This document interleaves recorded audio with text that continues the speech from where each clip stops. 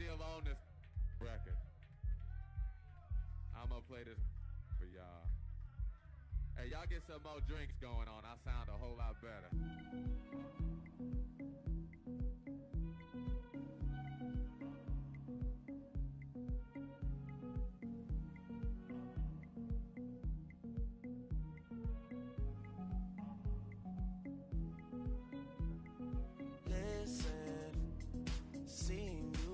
Ritualistic, cleansing my soul of addiction for now, 'cause I'm falling apart.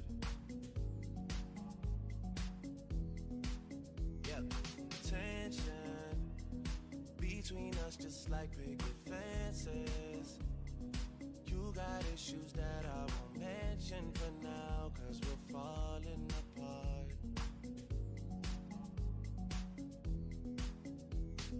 Passionate from miles away, passive with the things you say, passing up on my old ways. I can't blame you, no. Passionate from miles away, passive with the things you say, passing up on my old ways. I can't blame you, no.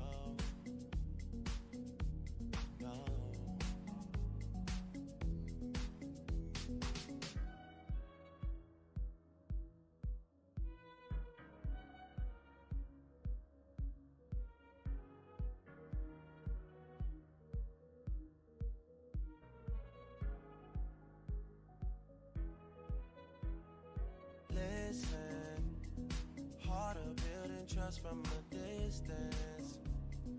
I think we should rule out commitment for now, 'cause we're falling apart.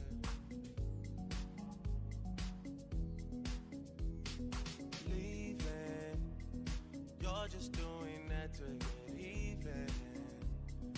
Don't pick up the pieces, just leave it for now. They keep falling apart.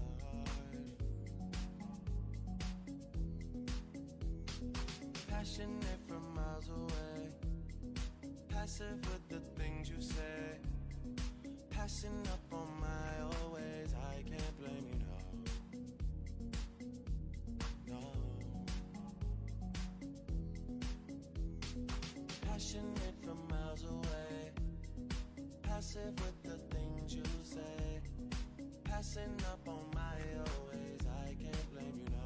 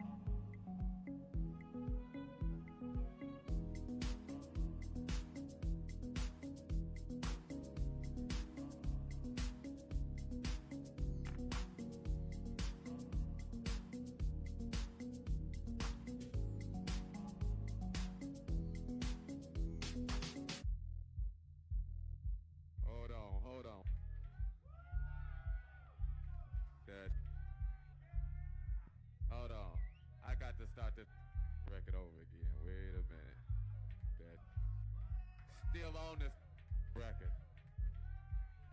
I'm gonna play this for y'all. Hey, y'all get some more drinks going on. I sound a whole lot better.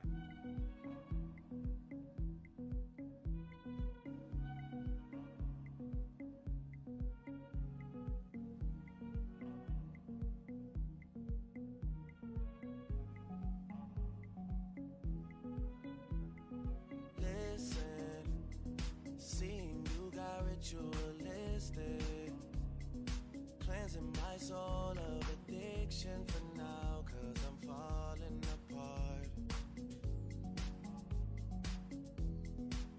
Yep, tension between us just like picket fences. You got issues that I won't mention for now, 'cause we're falling apart.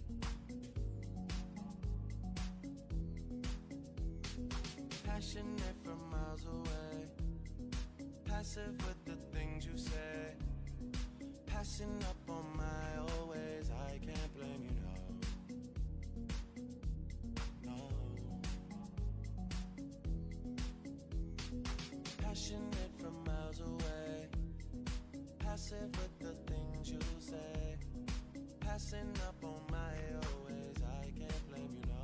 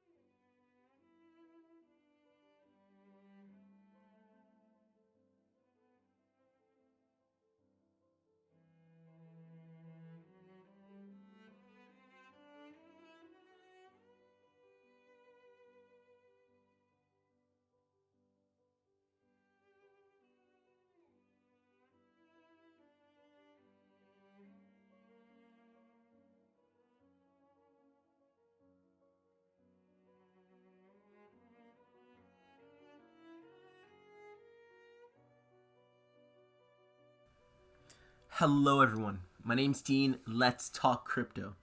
This is where you subscribe for daily Bitcoin updates and technical analysis. We track the price of Bitcoin as a proxy for the cryptocurrency markets at large. Today is March 13th, 2023. And my friends, I am truly speechless. I'm speechless. We have been doing chart analysis on this channel for, 2-3 years.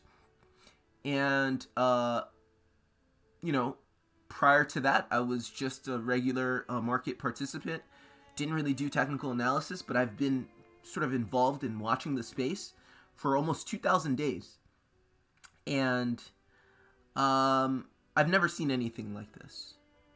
And there's never been an opportunity quite like this. We've been preparing for it.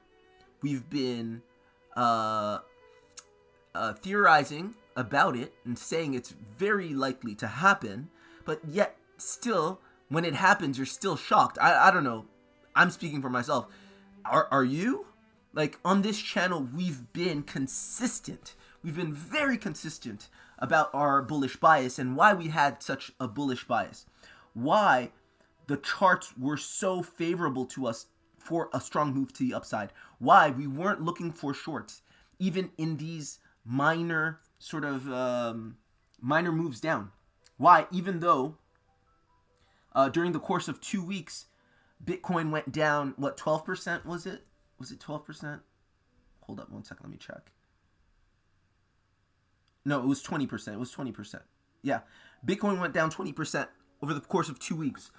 Most people that were bearish leaning were celebrating and saying, yes, there, I told you so, we're going to go down. And I did talk about this even. Everything that we're seeing, none of it is outside of the narrative, or not the narrative, but outside of our our thesis, our trading thesis. We were saying that this is very much likely a wave 1, wave 2 situation. We looked at the time and the price component and everything.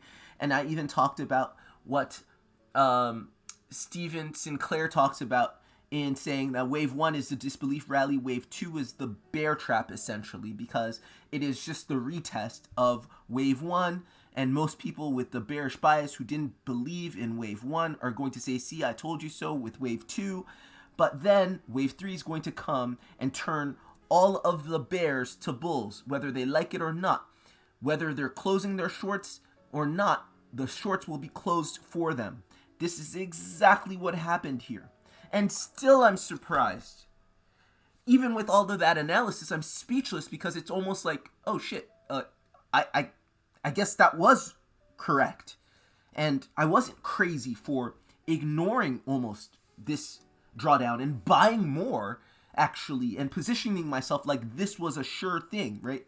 Obviously, there's no such thing. But with a high degree of probability, we said this level was going to be support. Very likely going to be support. And the other thing is, look at this falling wedge. I mean, this is unmistakable. There's a lot of analysts, a lot of market participants, a lot of quote-unquote experts that told you, one, March was going to be super bearish, okay? They told you even February was bearish, okay? Even though January was bullish, they told you February was bearish. That's categorically false. There's no, that isn't correct. Because if you look at the monthly chart, we've had, obviously February didn't do much, but it wasn't red. February was still green. It was ever so slightly green, but it was still green, right? We've now had 3 green monthly candles, right? March obviously isn't finished yet, but it's very much looking like we're going to have 3 green monthly candles in succession. They've been telling you March was going to be bearish. They've been telling you prepare for 18, 12K, 9K, 6K, some of them, right? And whatever, everybody's going to have a different opinion. There's nothing bad about that. We all do our best in interpreting these charts. But what's really undeniable, what I want to tell you is this, what I've always told you, do your own research. A lot of us come into technical analysis first and foremost learning chart patterns. Okay, we do pattern analysis. It's basic stuff, right? You just look at the geometry that is formed by these candles and you look at these patterns that are likely to play out or not, okay? And this is very clear. You can see it on the monthly chart, you can see it on the daily chart, but let's say on the monthly chart, you can see a falling wedge, okay? Typically quite bullish, okay? They tend to break up. But this one's confirmed. Why? Because it broke up and out, all right? And we talked about this high time frame resistance, right? We've talked about this quite a lot on the channel. Obviously, this is the monthly chart. So I said it on the daily chart. I think it's like a 465-day resistance that we broke, right? We broke that. And this fall back down, right? These past 2 weeks when we fell down to this level where we said it was likely that we find support was essentially the retest. You see this pattern all the time on the smaller time frames. A falling wedge, you break it, you retest it, and that's all she wrote. There's not much more to it. Obviously, in retrospect, it's always simple. That's the thing. Every time you rewind, you're like, oh shit, obviously, right? Falling wedge, breakout, retest. The retest confirms the move, okay? Always know this. It's not about the breakout, but it's about the retest. So we have the retest. We got the retest. The fallback was, this is looking at it in terms of pattern analysis. Again, any good analysis can be corroborated by more good analysis. Bad analysis is bad analysis. Doesn't matter what you're looking at. So we can look at this in terms of Wyckoff, which we'll look at in a second. We can look at it in terms of Elliott wave. We can look at it in terms of pattern analysis. It's all the same shit. You can even use the indicators if you want. You can use your momentum indicator. What do you see here? Your monthly stochastic RSI crossed bullish, right? Back here in December. And it's open bullish. And it's going up. So many quote-unquote serious analysts told you 30K is the top for 2023. We're not going to make an all-time high, so on and so forth, right? Yet the same people say we're not sure, we never know, but they're so sure telling you it's going to be bearish. A lot of times you hear this kind of misinformation. You know, it's not their fault, but it's yours if you listen to it. Again, it's not about me or anybody else, but you always got to do your own research. This is the key. It's not about this guy being better than that guy or that gal being better than that gal. It's about you. If you understand basic technical analysis, they don't, right? Because a lot of them aren't even analysts. To be honest, they're YouTubers that happen to do some analysis on the side. Most of their income comes from YouTube or comes from, referrals and other stuff, and that's okay. You know, they're not stealing, they're not robbing, right? They're doing business. That's okay. But for you, consumers of the information, consumers of that content, who are looking to trade and want to make sense of the market, if you don't zoom out and look at the high time frame and understand basic concepts like breaking resistance, turning it into support, if you don't understand that and you let somebody tell you why the price is going to zero, price is going to break underneath a support because of some macro, because, whatever the reason they want to give for the day, because there's always some news reason to confirm, right, the thesis, then it's your fault. That if there's any one thing that I have to give to this space, even if one person hears it and gets and learns from it, I made it.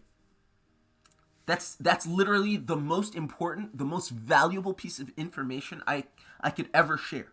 More than any read on the market, Elliott Wave this and that, and Wyckoff this and that. Do your own fucking research. Learn how to do this shit yourselves, because you would be surprised. Half the people you subscribe to don't know shit about reading markets. Okay? They may know a little something when it comes to their area of expertise. Maybe a lot of times it's range trading, or it's scalping, or it's level trading, right? Same thing, range trading. But, ask them to zoom out and look at a market and make sense of it without indicators, they won't be able to do it. If they don't have market A, B, C, D, and E, they won't be able to do it. Do you understand? It's on you. And these aren't concepts that are so crazy, so foreign, right? You have Dow, you have Elliott, you have Wyckoff, you have Gann, you have people that have given us a big knowledge base of how to read markets. Go look and read and learn about them. You do not have to rely on indicators that will give you one signal in one context and another signal in another. Indicators in and of themselves are fine, but they also have to be interpreted. Understand that there is no cheat. There is no indicator that precludes you or that makes it so that you don't have to learn how to read these markets. So if you're serious about investing, you're serious about making it, right, by reading high time frame moves, then learn how to read. Now, my next point is this. One of the reasons that we've been so bullish and accumulating in these regions, not trying to trade in and out of these regions, is because of this move that has finally come. And it's like, why am I speechless? Because, look, I've been waiting for this for freaking ever, it seems like. A lot of us have, right? We went through this bear market, the drawdown and accumulation, right? All put together, which is about 600 days or something. What? Let's measure it really quickly.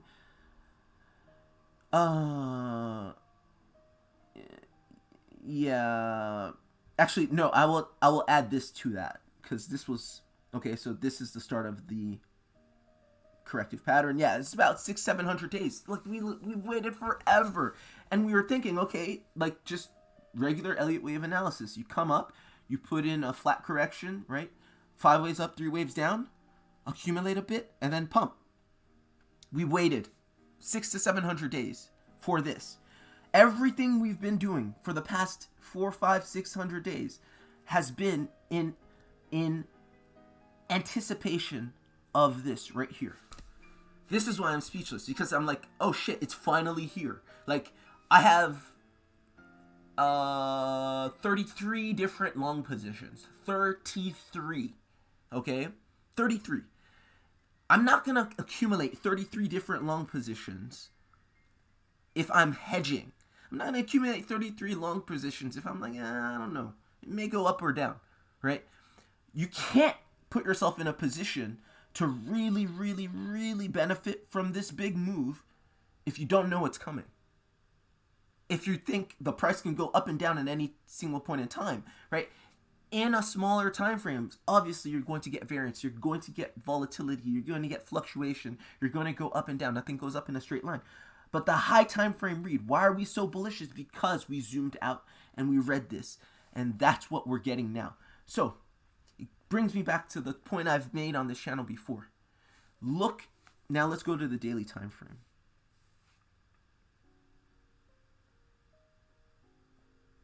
Look at this. We haven't even done anything yet. Like, Bitcoin's up what? How many, like, double-digit % today, right? In a time where, like, we've been crawling for the past 500 to 700 days. If it hasn't been down by a double-digit %, it's seldom ever gone up by double-digit %. Obviously, we had a really good January, but people would tell you January was so crazy because January was so crazy. I mean, like, you gotta cool down. I mean, it was just so crazy. Like, we went up 40%. Like, again, if you listen to anybody, even if you listen to me and I'm full of shit, that's your fault. You have to know what's what. You have to practice discernment. The only way you can practice discernment is by educating yourselves. That is what pays in this game. Your education means everything. I've leveraged my education to make generational wealth. All those days, all those hours, all those months, all those years studying, reading. I don't know if some of my peers read, man, to be honest. Because the way some of these people analyze, I promise, what are they looking at? What have they studied, if anything? You have to do your own research. Look at this. We haven't done anything yet, and we're up already 20% in 1, 2, 3 days. We haven't done anything yet because understand that this move is at the neckline. We're at the neckline. We're at a main resistance. We all know this, right?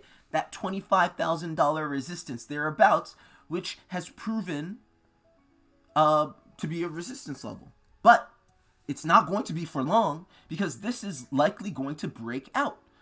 This is when, and I was wrong. Remember I said, maybe I was wrong, maybe I was inaccurate. I remember saying that we're in a bull market. We've been in a bull market since January 1, okay? A lot of people will tell you, 4-year market cycle, we're not in a bull market. We're not going to be in a bull market for another 300 or so days. Like, again, people have no idea what they're talking about. If you actually look at the charts and look at previous market cycles and you look at previous data, even in the context of the 4-year market cycle, you'll understand that we don't necessarily start from zero at halving. Usually you'll inch up to halving. Or sometimes you'll come back down into halving. So you'll have gone up and come down into halving. Okay? But again, it goes back to the whole thesis. Like, how are you doing your analysis? Are you basing your entire body of knowledge, of technical analysis, on a 10 to, I'll say Bitcoin's 14, but we have about 12 years worth of market data, on a 12-year market data, like the fundamental basis of of how most of these analysts do analysis is flawed. The N is too low. If you understand what I mean by that, the sample size is too low. If you are not based in any sort of established system of analysis where you can backtest, decades and decades and decades of patterns and understand these patterns, right? If you're just looking at, well, Bitcoin did this 3 times ago or Bitcoin did this 3 times in its history. So it's going to do the same thing again. Like, that is fundamentally flawed. If you don't know why that is, then I can't help you. You know, that's just common sense. Again, do your own fucking research. Be skeptical, ask questions, and don't only think, because somebody has following that's likely to be. A lot of people lost a lot of money. A lot of people trying to be cute in shorts in a bull market got squeezed. Maybe a lot of those people also got stopped out into profit, which is fine, but I'm sure a lot of people didn't. Okay? But this is just the beginning, because we're at the neckline of this massive move for Bitcoin. And that's just Bitcoin. If you look around, you'll see that a lot of these altcoins are going to go much higher, okay? A lot of people told you, sell your altcoins, because Bitcoin dominance is going to go up, and they're going to bleed against Bitcoin, and Bitcoin's going to go down, so all the altcoins are going to go down much more. I'm speechless, not because of all that. That's all, something we've all known. I'm speechless because this actually happened, and now what do I do? What do you do with your time, right? It was kind of good right here, right? Wave 1, okay, wave 2, we survived because we're up by quite a bit with wave 1. So a lot of our positions, right, didn't get stopped out, or, we stayed alive. We made more money. We're 50% richer on March 10th when we bottomed here than we were on December 31st, which is fine. But this didn't create that much distance, right? Especially in other assets. There's some assets that didn't move much. Let me give you an example, like Chainlink. It put in a flat correction, meaning it went up, but it came down to the 786. So it came down significantly. So, maybe you're a little bit better if you happen to buy the bottom, but I've averaged my buys for Chainlink, and I was pretty much at break even over here, okay? But with what's coming now, like, you're going to be so in the green if you're well positioned that you won't have to think about being at break even or in a loss, okay? And what's the MO now? What's the modus operandi? Or modus operandus now? It's literally buy and get out of the way.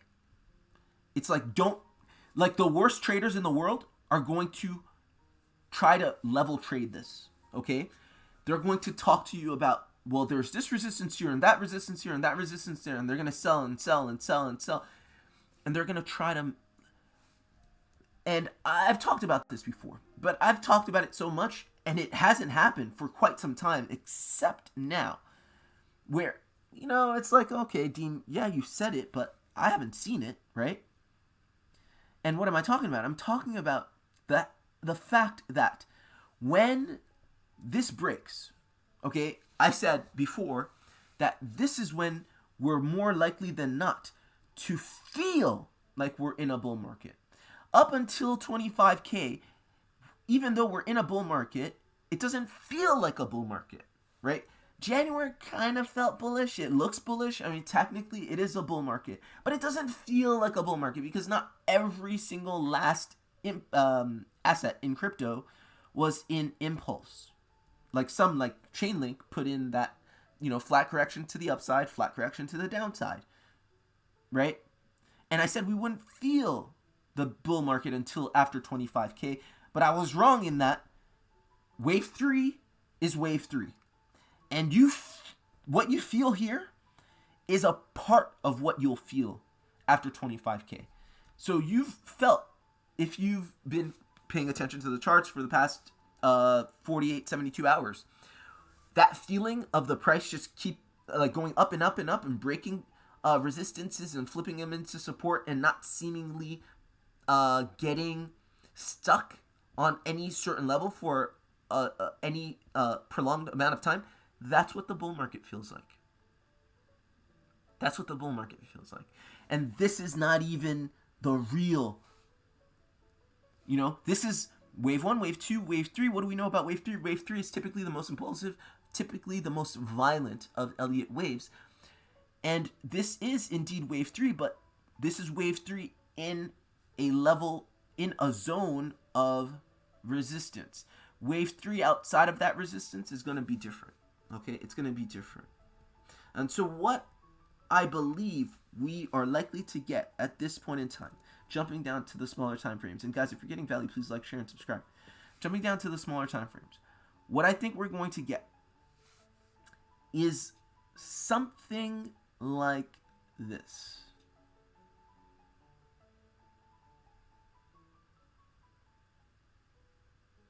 Okay, I think if this isn't finished yet, it comes all the way up here, or let's say it's finished, you're going to put in a correction, something like this, because you're at a major resistance, and what you need to do at resistance is, if you're going to break it, or if you're going to reject from it, you're going to have to consolidate at the very least at resistance, okay? So what I'm seeing is something like this.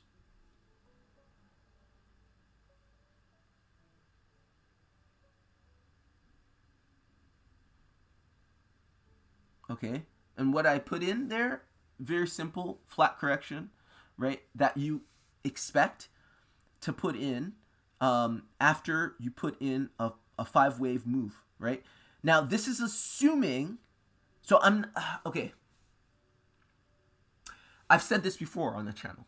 When you're in this bull market, when you're in a trend, when you're in a high time frame trend, the smart thing to do is not to try to nickel and dime it. Try to get in and hide behind the 5 ratio, okay? That's the key. Get in and hide behind the 5 ratio. So you find any sort of impulse, you assume that the worst case scenario is a retracement to the 5 ratio of that impulse. You get in and you hide your stops and liquidations beyond the 5 ratio. That's the smartest thing to do for entries, okay? And because you never know when it's going to come. And when you're dealing with such strong movement, such strong impulse on a high time frame, you get so many extensions. Okay, I'm talking technically in Elliott wave theory. You get extensions, you get running flats, you get all kinds of kooky stuff that's hard to read in real time. It's easier to read after it's printed, but if you're trying to trade it in real time and expect, right, it's hard to say, I'm reading this and ergo, I know this is what we're going to get based off of what I'm reading. Like, you don't assume that. Just assume that worst case scenario, if you're at resistance, at some sort of resistance, you're going to get a pullback down to the 618. That's the worst case scenario in any impulsive move. So just hide behind that. And even in this case, I'm telling you that maybe we get something like this. If we're at resistance, we might not even get this. We might get a wave 4 retracement or something like that. Do you see what I mean? That's also possible. This may be wave 1, wave 2, wave 3, wave 4, instead of all of 5 waves and then a 2-wave thing, right? So the retracement might very well be something like this. And actually, this looks more accurate. This looks more realistic. If I'm looking at it now, let's even jump down into the hourly time frame.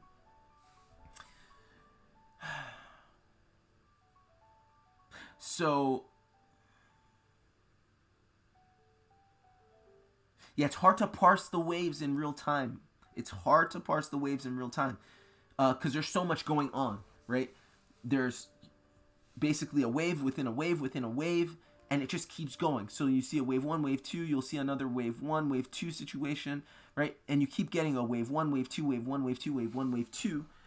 That's just a wave building on itself. That's what you do in an impulse. So maybe this is another wave 1, wave 2 situation, right? So this is, that would make sense actually. Let's look at that again on an even smaller time frame.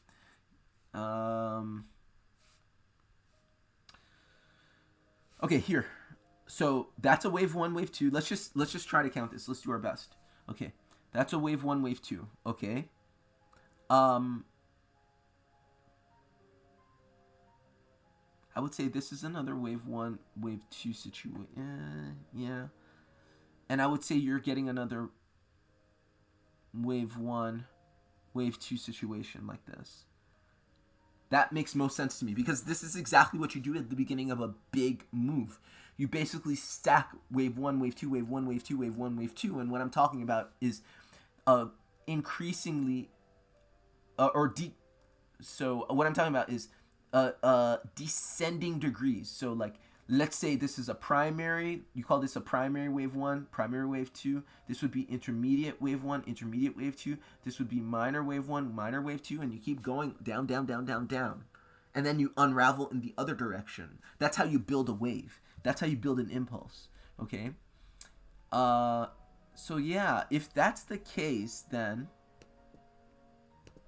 I would not be surprised if we got something like this. Let me get rid of this right here. I wouldn't be surprised if we got to move down to 22.8.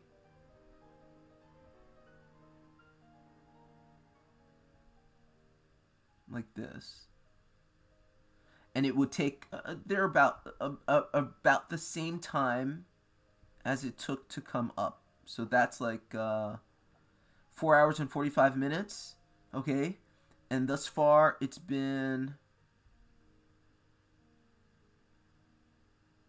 3 hours and 30 minutes. Yeah, look, 4 hours and 45 minutes. Yeah, about 3:45 p.m. Eastern Standard. I wouldn't be surprised if you got that. And look at this. Look at the confluence with this move, right? This massive break right here. You broke this level, which was obviously a level of resistance. You lost it. You came down. You regained it. You broke it. What do we know about high time frame resistance? It has to be flipped into support. Wouldn't be surprised if you came down to do that. Either with a move like this or even a little lower, which would mean that you're putting in a larger wave 1, wave 2. But, you know, something like this, right? That's a likely scenario for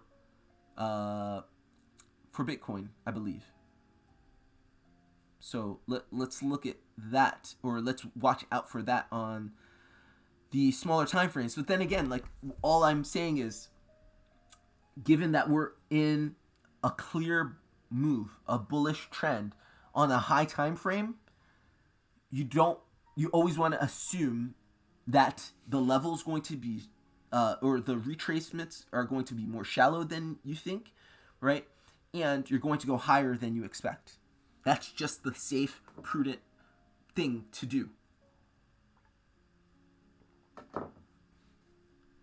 So that's Bitcoin on a smaller time frame. Okay. Obviously, there's a lot of things going on in the news right now in terms of, signature bank runs and all that stuff. And, that's one of the reasons we're in Bitcoin. It allows you the opportunity and the privilege of, self-custody, becoming your own bank.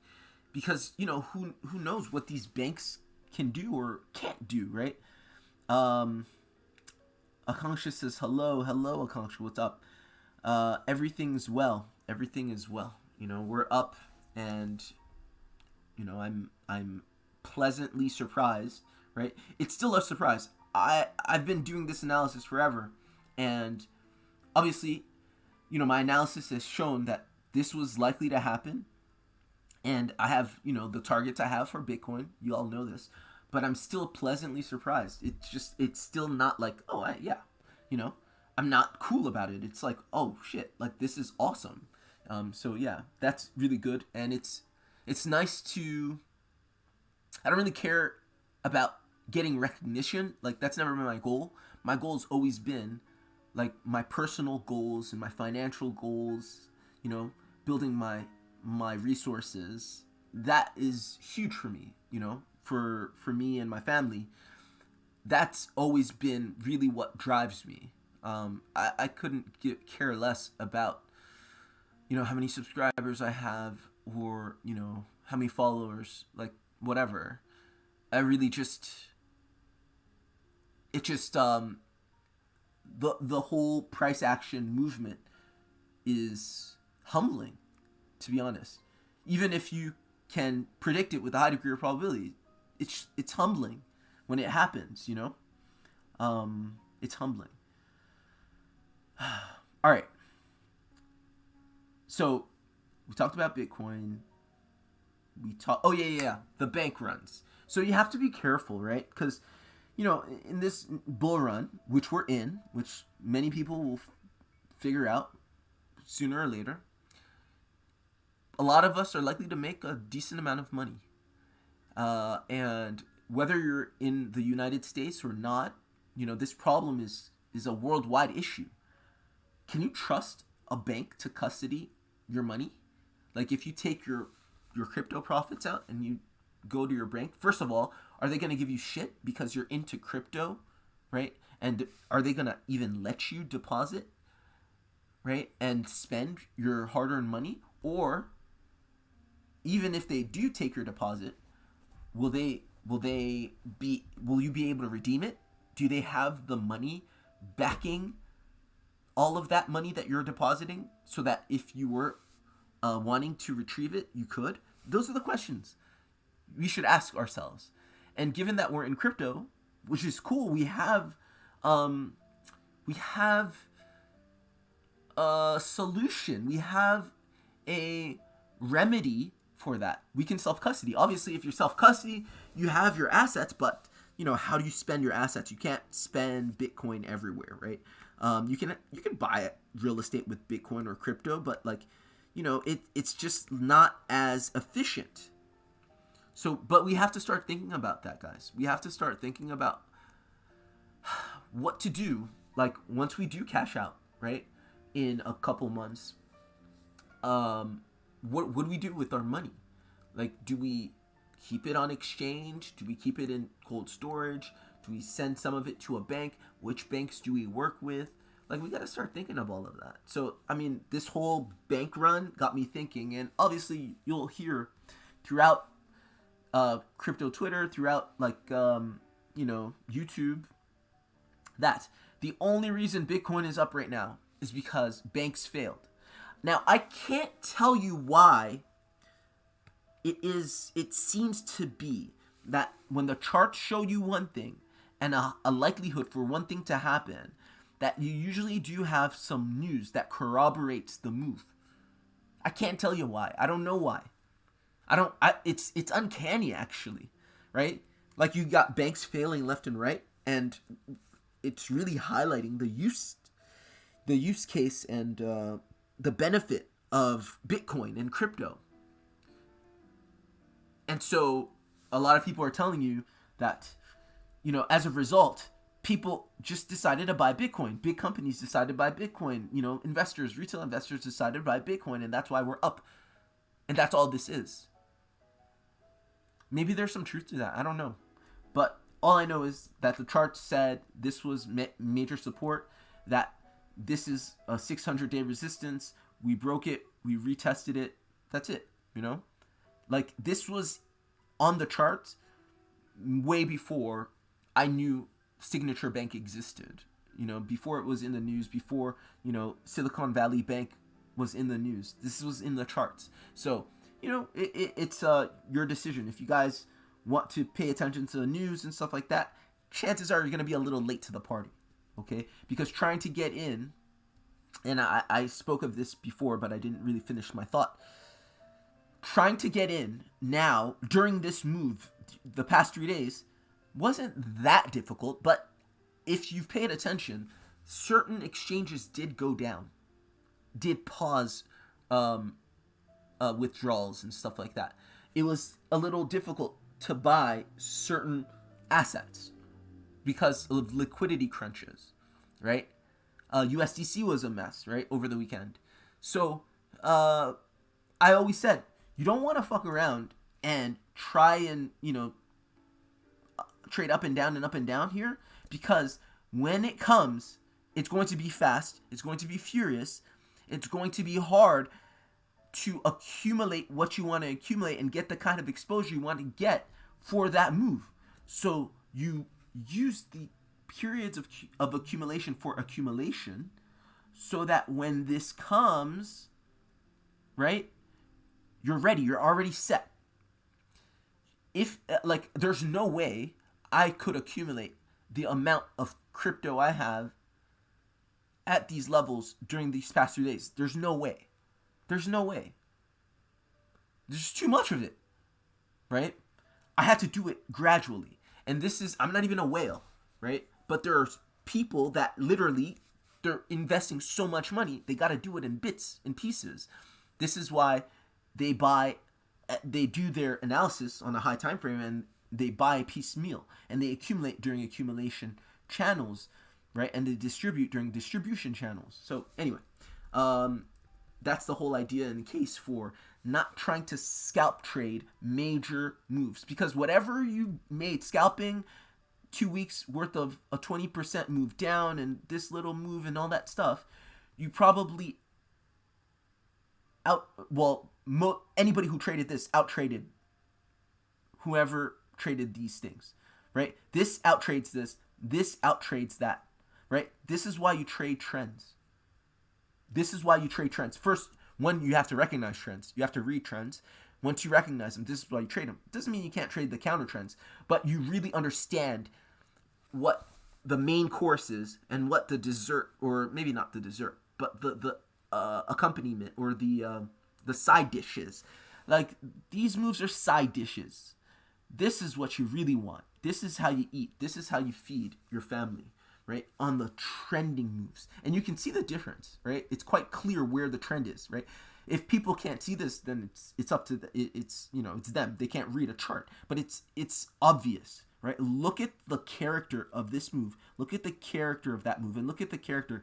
And can you tell me what's trend and what's counter trend? It's quite obvious, yeah?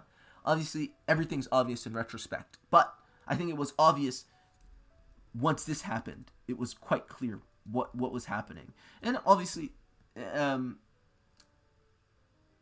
if you just read this as an accumulation and read, these prior 400-day drawdowns, or these prior 400 days of drawdown, it's quite likely. It's not obvious, but it's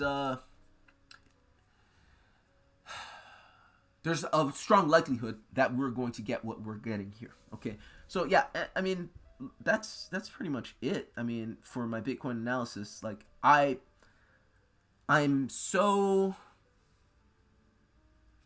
we've been doing this for so long. My feeling, to be honest, is like I'm spent. Like, I'm tired. Like, I don't want to do anything anymore. Like, I don't want to trade anymore. I don't want to, like, I'll do the show, but my energy is going elsewhere, to be honest, for the next couple months. Like, I was saying that about wave one, but I have much more than just Bitcoin. I'm invested in Bitcoin. I have a big Bitcoin position, but I have even bigger altcoin positions, and the altcoins did not all enjoy such a strong run up in January. So for me, this is really where I can let my hair down. I can really relax, breathe, and just take my hands off the wheel and just relax. So that takes us to Akanksha's comment. She says, "You believe sell in May and go away and rebuy in lower lows this spring?" I'm not even thinking of rebuying at this point. Like, that's so far beyond where I'm thinking. Like, obviously I'm in the space, and I'm definitely going to rebuy at some point. But, just as you saw, when you buy, when you have a distribution, right? You have ample time to reaccumulate. Like, you had 250 plus days to accumulate here. So I'm not even thinking of that. Like, when it comes, it'll be very clear. It's not our first rodeo. Next accumulation channel, we'll have time to accumulate. We'll try and demarcate the boundaries of the channel, and then try and buy the lows of the channel. That's it for each asset. But I'm not even thinking about that, to be honest, right now. Yeah, look at this. I didn't even see this before, but look at that. I can do that better. Let's see.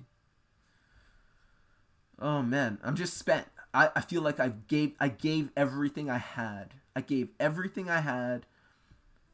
Like, you know, not sleeping, accumulating, managing positions, right? Protecting against downside risk for God knows how long. And I finally don't have to do that anymore. Like, this is really relieving. It's relieving, right? Look at that. That was our accumulation channel, okay? And boom. And actually, when we talk about the Wyckoff sign of strength, I would say that this was it. The sign of strength right before you leave the channel. If you look at the channel not orthogonally as we were doing it before, you know, we were looking at this channel like this. I think this is more accurate, actually. I think it's a falling channel where you get your big A, big B, small B, pivot. Boom. This is the sign of strength leaving the channel. Okay, and you left the channel, and basically all of this was a retest of the channel. So yeah, I am thinking, like Akanksha says, to sell in May or thereabouts and go away. You know, and that's in March, April, May. Yeah, about 2 months. You know, it's impulses. So just okay, the microcosm and the macrocosm are similar. So by that I mean this.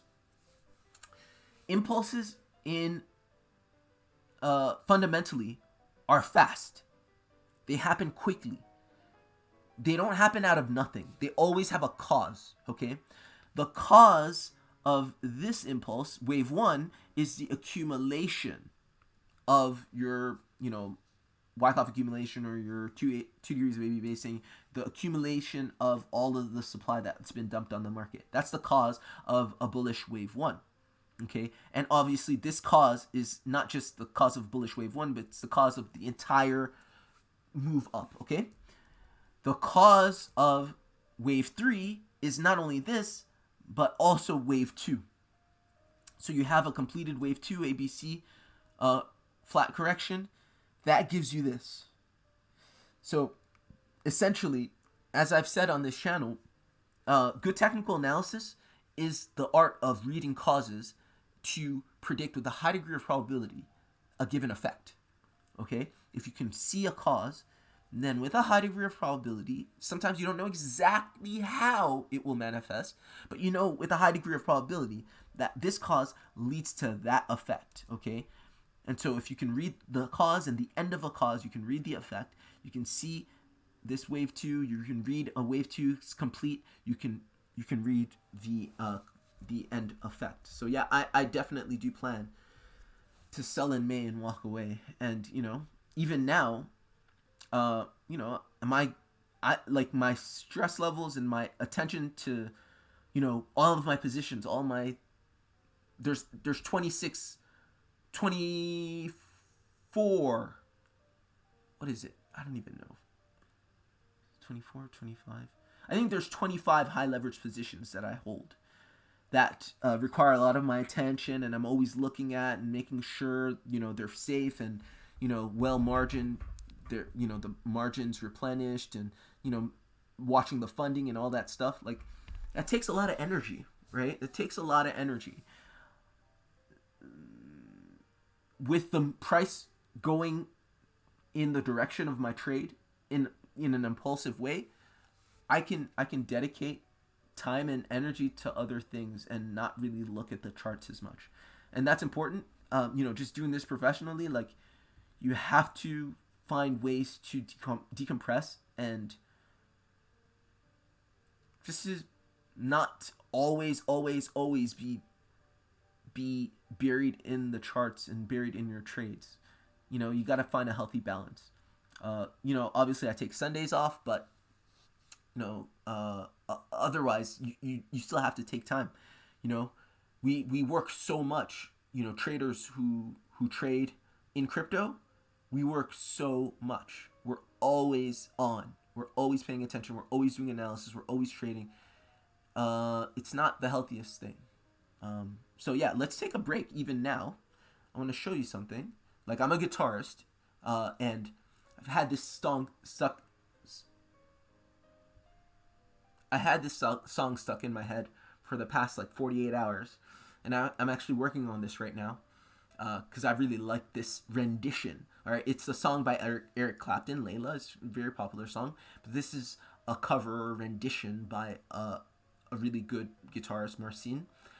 So I've just been listening to this. I want to share it with you. It has nothing to do with crypto, nothing to do with chart analysis, but this is kind of the vibes I'm in right now. With this move, I get to not look at the charts. That's the luxury we have of having prepared, taken the preparations to position ourselves, expose ourselves for this move.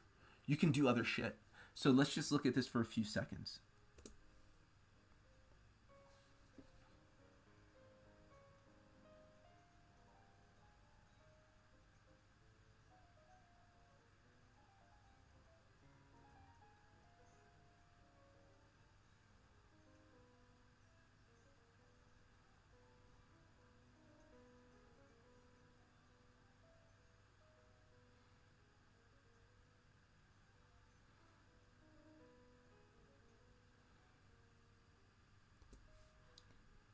All right. Hope you enjoyed that. So that was our little break from technical analysis. I hope you're also able to take some breaks in your life, and obviously you manage your positions if you have positions. Obviously, I'm talking to my leverage traders. If you're on spot, then really there's nothing to do. You can check your portfolio from time to time, but we're not even close to being anywhere. We want to look to take profits. I understand that there are some people that trade differently and they're taking profits all the way up. But one of the luxuries you have as a good technician of the charts, a good reader of the charts, is with a high degree of probability where a move is going. You're not so in the dark where you're like, oh my God, I'm so scared that this is going to drop back on me, or this is going to... what's the word? This is going to turn against me, so I'm going to have to take profits out of fear prematurely. You don't want to do that. Taking profits too early kills your it kills your earning potential, right? One of the reasons we buy early during accumulation periods is that you can use the whole idea of compound interest. What does Buffett call it? The eighth wonder of the world. You just compound your gains. But if you're taking profits way too early, at every single resistance, you can't compound. And so you're working harder but not smarter. So we want to work hard and smart, but smarter than hard. Okay? And one of the ways to do that is you drop down on your high time frames, weekly, monthly, and you just look at that weekly candle. Look at that weekly bullish hammer candle. Look at that. Like, that is a sign of strength if I've ever seen it. That is just, nope, thank you for the support. Goodbye. Okay? So we're not obviously anywhere near anywhere we want to entertain taking profit. At least personally, I'm not even thinking about it. And this goes back to our high time frame analysis. And not a lot of people can do this. I don't think I'm special. But a lot of people are just, they don't care about the high time frame analysis, to be honest. They're just trading level to level. One of the benefits of that is that you can protect against any kind of drawdowns, and you're always kind of on edge, and you're always trying to play whatever move. One of the drawdowns of that is now you're blind to where the price is likely to go on a high time frame. So you're always kind of nickel and diming the price. So if there's anywhere I would even consider taking some profit, it's at this resistance right here. Okay? And even then, right, we're not done. I don't think we're done once we get into those 6 figures. But honestly, this is going to be our next major resistance. All right, and I've talked about this before. If you all don't know, if you're new to the channel, welcome. Thanks for subscribing. If you're not subscribed, definitely subscribe. But for those of you who may not know what I'm talking about, this is my high time frame chart of Bitcoin against the US dollar. I've used my skills in Elliott wave theory to chart the entire way up, right? Ever since 2010, 2009, whatever this chart shows. This is the index of Bitcoin against the US dollar, so it has as much price action as possible. And according to this, we have this parabola that has proven to be a staunch resistance for Bitcoin every single time. Okay, so 1, 2, 3, 4, 5. So it's like 12 years worth of data, 5 different data points. So it's very likely to give us another rejection, but it's not going to necessarily be a rejection in the way we believe it's going to be. I think it's going to be a consolidation at resistance in this case, okay? And in addition to that, you have the midline of this channel that's also around the same area. So there's confluence at resistance once Bitcoin gets around the 130,000 area.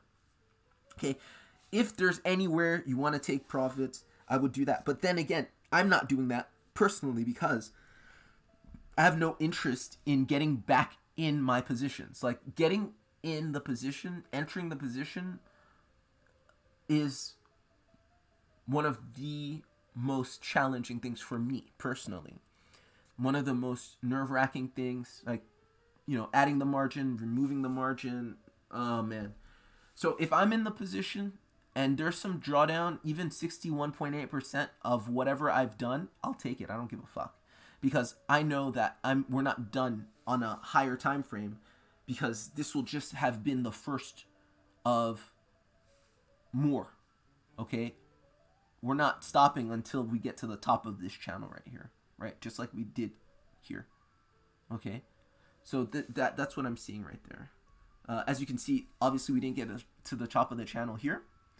But we went like this so that we can do this. Yeah, that's not an accident. You did wave 1, wave 2, so that you could put in wave 3. So that's my high time frame read, and this is why I wouldn't even begin to think of taking profit on Bitcoin until 130K. But because a lot of my positions are in leverage, I wouldn't even do it then, because one of the things I don't want to give up is my position, or the strength of my positions all the way down at this region, right? That's just that is security. That is risk. I'm protecting against any downside risk by holding the low positions, because then, for all of these positions that I hold, I have to perfectly time in a very bullish and very volatile, impulsive market. I have to time the retracements perfectly and re-enter without missing, right? And on the leverage that I'm on with a lot of my positions, my average leverage is about, I calculated it about, it's close to 30, if not a little bit above 30 for each of my positions. It makes it so hard. I have to be so precise that if I don't calculate the entry properly, I get hit. I just take a loss for no reason, right? So anyway, that's my thinking. That's why I'm doing what I'm doing. So Akanksha says your BTC targets for May. If we're talking May, I'm assuming we're getting close to my terminus. And my terminus is the 1618 to 2 Fibonacci extension of this wave 1, retracement of wave 2. Okay, I'll repeat it here. So if you take your Fibonacci extension tool of wave 1, top of wave 1, retracement of wave 2, down to the orthodox low, which was, I believe, in July, some time like that. You could see my wave 3 comes all the way to the phi ratio, 1618. That's at about 1.7 million. And the top of that is about 4.9 million, or let's say 5 million. So 1.7 to 5 million, which is what I think is a likely target, you know, realistic likely target for Bitcoin. How many times have people said, oh yeah, but we can do that, but that's not realistic, right? In crypto, like, yeah, Bitcoin to $1 million, that's not realistic. If they say $1 million, they say by 2033 or something like that, right? They say, oh, Bitcoin could go to 100,000, but not anytime soon, because that's not realistic. Like, I just keep saying this because it's so important. It's the most important thing I could communicate on this stream. Do your own research. Ignore everybody, including myself. You have to understand for yourself. Why is it important what you do and what you understand? Because you won't trade it. For me, this is not just a random theory that I'm flip-flopping on episode to episode. I don't know about this. No. Like, with a high degree of probability, this is likely to happen. If I'm wrong, I guess I'm wrong, but we'll find out. But I'm trading as if there's a high degree of probability that's going to happen. So for me, I'm completely ignoring all the 12K, 9K people who say we won't move into a bull market until next year, all that stuff. Like, it's noise to me. It's absolute noise. And it's not that I'm better. It's not that you have to be convinced. You have to have conviction in your trading plan to actually execute. This is my point. And it doesn't matter what anybody else thinks. It matters what you think. So if you don't think that's true, you're going to act as if it's not true. You're going to trade as if it's not true. You're going to hedge to death. You're not going to be exposed in the way that somebody that's committed, that's convinced, would be exposed. Do you understand what I'm saying? So when I say Bitcoin to 1.7 to 4 to 5 million for the end of this run, and maybe it happens in May, maybe it happens in June, but I would say May, closer to June, right? Because we need some time to come back down for the halving. Then I'm trading that way. But I'm only trading that way because I'm convinced. You can only do what you're convinced of. That's the key. It doesn't matter what anybody says. If you think Bitcoin is shit, you're not going to trade in such a way that you benefit from that rise. So, but how do you become convinced of one thing or another? And what enables you to best position yourself to be profitable, whatever happens, is your education. So if you understand why this is not unrealistic, then, I mean, it's a normal, reasonable, not crazy projection. It's just a regular 1618 to 2 Fibonacci extension of wave 3 projection. It's a run-of-the-mill fucking Elliott wave projection that you do every day if you're scalping on a small time frame. Okay? But for people who have no clue, it's crazy, it's unrealistic, and they're going to act that way, and they're not going to take advantage of that. And they're never going to see that. It's going to keep going up, and they're going to be like, what? This doesn't make any sense. Because they don't have that education. So, name of the game, or the moral of the story is, get educated.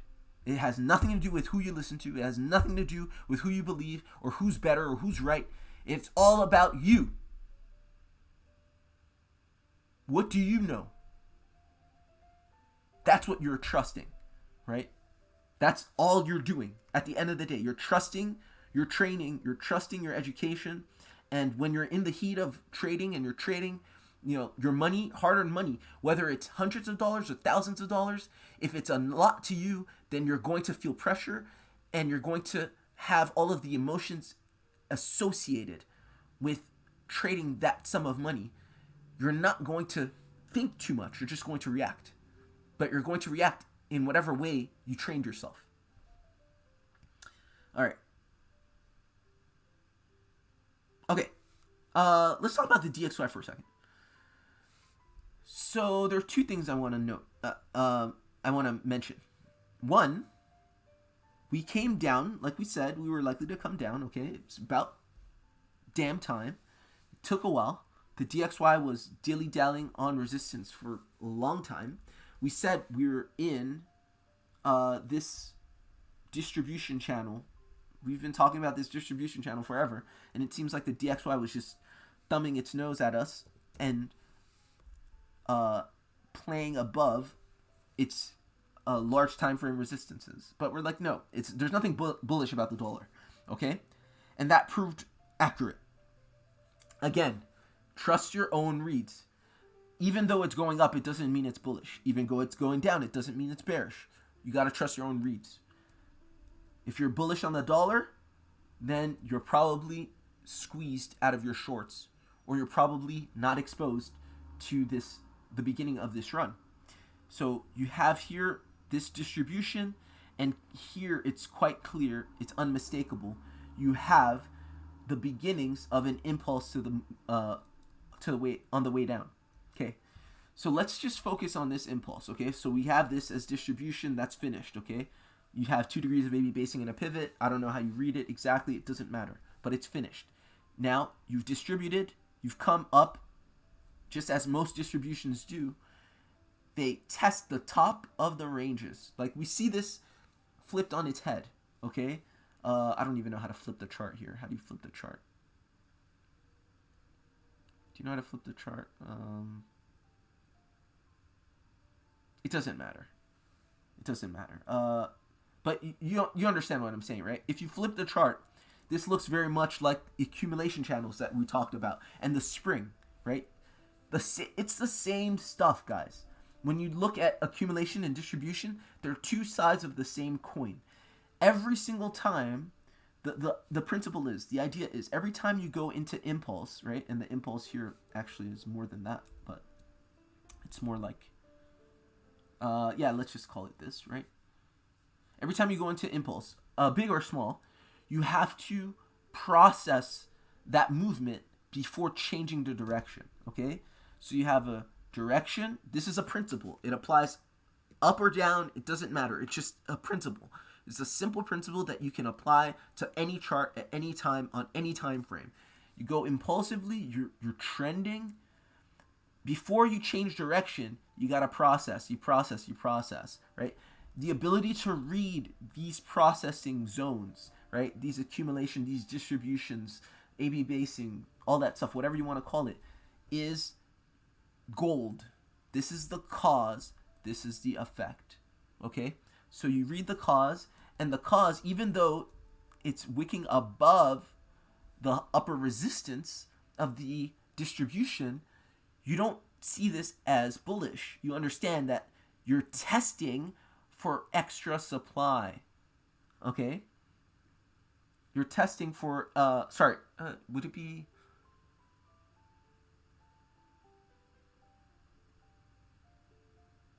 extra demand. You're testing for extra demand.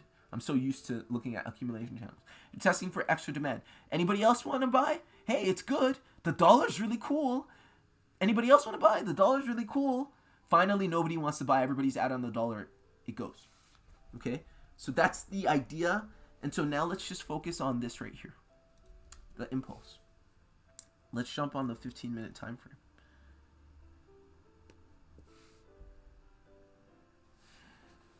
Okay, wave 1 starts here, quite clearly. Okay, in this you have a wave 2, right here, somewhere. Okay, this is my flat correction. We know that's a flat correction because you breach the 618. So wave 1, wave 2, somewhere here. You're in wave 3 here. You're in wave 3. Okay? Wave 3 we know is the most impulsive, the most the largest usually of the Elliott waves. Okay? And this looks to me like you have some sort of ending diagonal for wave 3. Okay? So you're looking at a 3 3 3 3 3 3 3 3. So 1 2 3 4 5. Right? Sorry. So 3 3 3 3 3. So something like that. I don't know. And eventually this is going to come up. We know we're going to come back up here. Why? We have a gap here. Okay? So you're probably going to come back up here in a move like this and then come back down. Okay? But you know you're going to come back up here. At that point in time, you're going to have equity, stocks, cryptos, finally experience not finally, but experience a pullback, okay, during that time. So just look out for that. That's the DXY. Okay. So let's go back to our Bitcoin chart for the smaller time frame.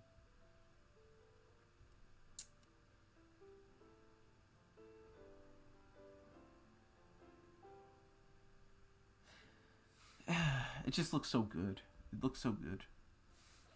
It looks so damn good. Let's go to hourly.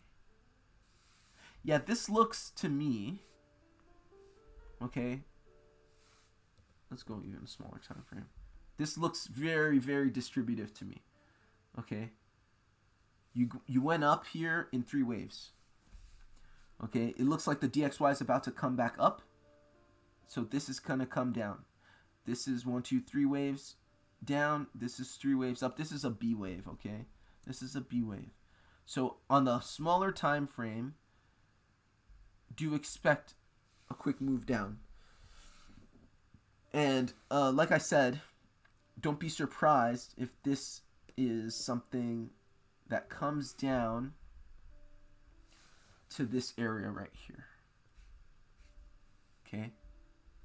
So you get a move down like this to retest this resistance as support. Okay? This was previous resistance. This would be the flip of that resistance into support. So don't be surprised. Don't be the people that get in and don't hide behind the phi ratio, right? Make your entries intelligently. Don't FOMO at the top of a move. Again, you just take your Fibonacci retracement level from the bottom to the top and you find that phi ratio. That's where you're likely to come down, and if you want to hide, you hide, behind it. Now, just because Bitcoin's doing this, we can't necessarily assume that altcoins are going to do the same thing. Big, big, big, important point. Just because Bitcoin's doing, right now in the midst of a correction, don't assume that altcoins will also be in the midst of a similar correction. All right, we've been entrained to think Bitcoin sets the pace, and generally speaking, it's true. But understand that in a bull market, you have an alt season. And so you have a movement of Bitcoin and altcoins that gets a little bit decoupled. Okay? Not completely, but a little bit decoupled. So what you're seeing here is, again, Bitcoin dominance has been in this range. This is not a range that is bullish.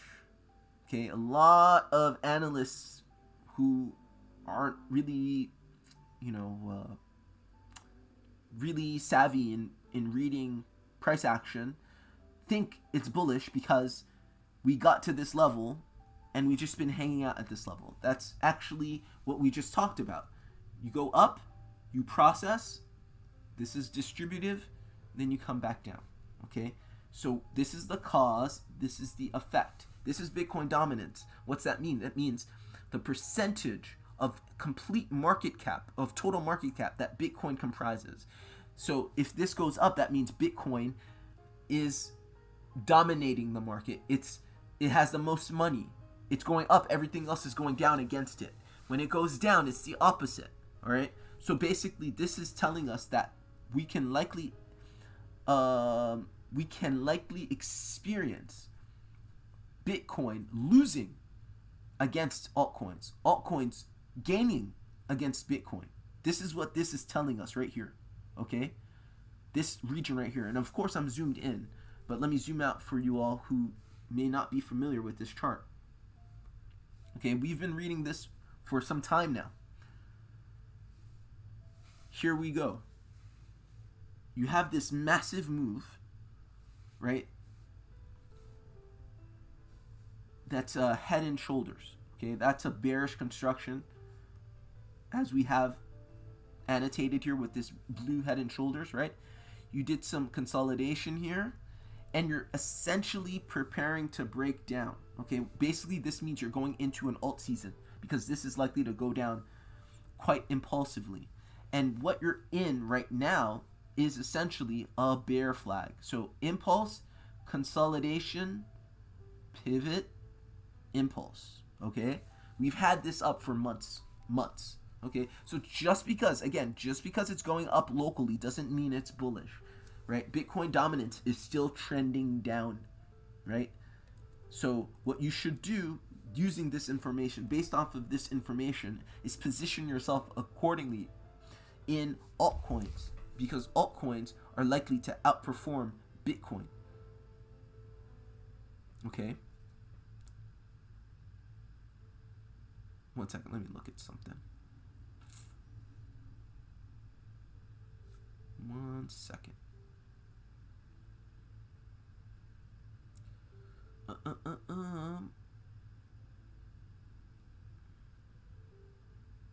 Okay. Yeah, so the idea is, once this finishes, and it's almost finished, we should expect a continuation of this move. Again, this is the processing or distribution channel of this turned into that.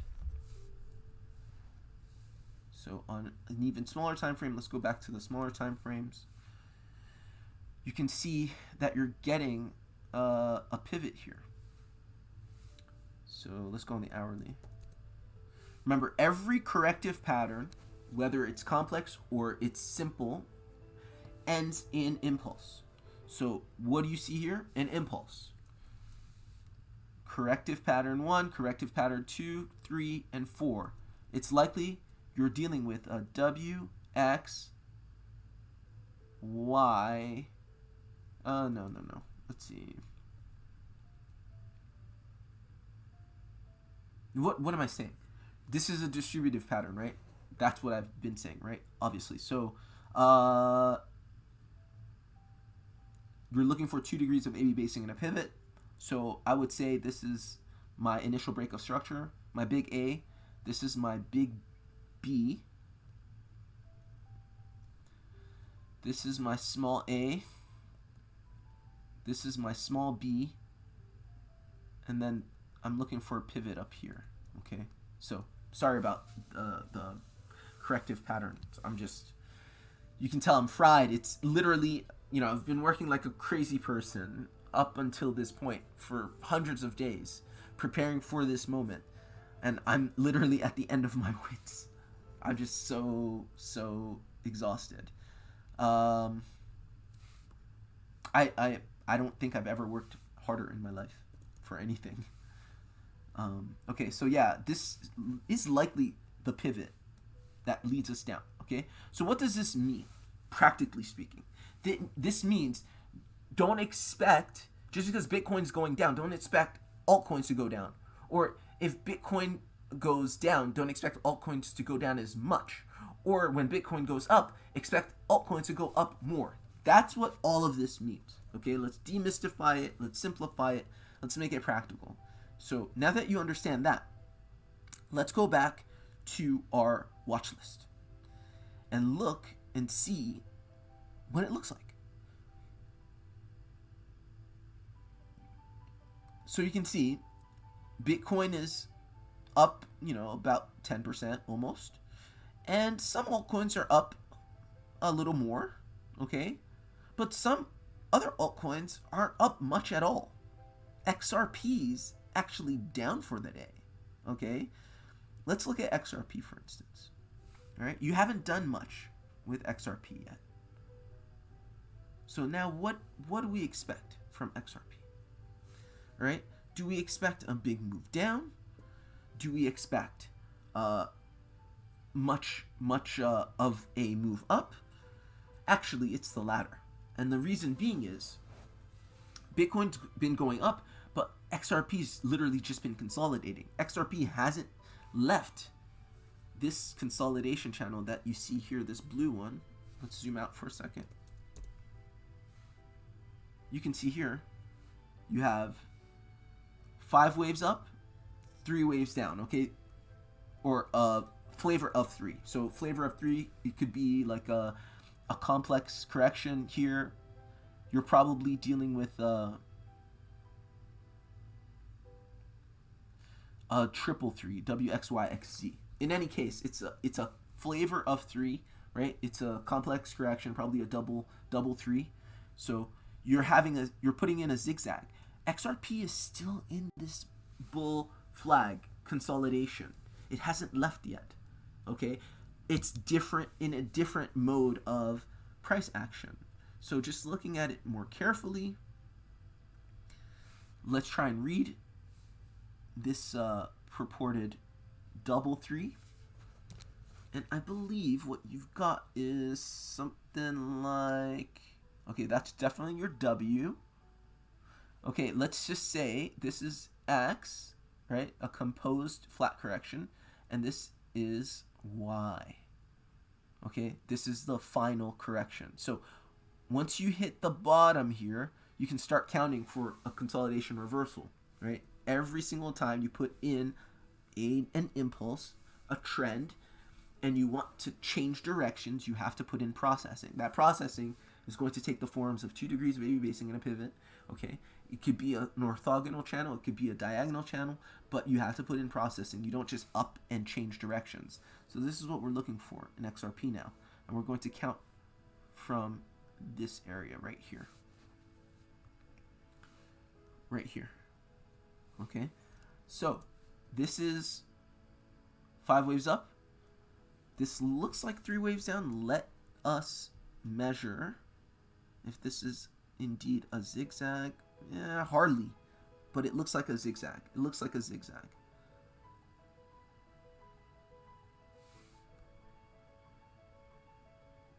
It looks like a zigzag. Okay? Looks like you put in 5 waves up, 3 waves down. So that would be big A. This would be big B. This would be small a. Okay? Because it looks like you're putting in another 5 wave move up here. Small a. So I think now you're putting in small b in some ways. Okay? And then you put in a pivot. And then you can finally go. So let's zoom in even more.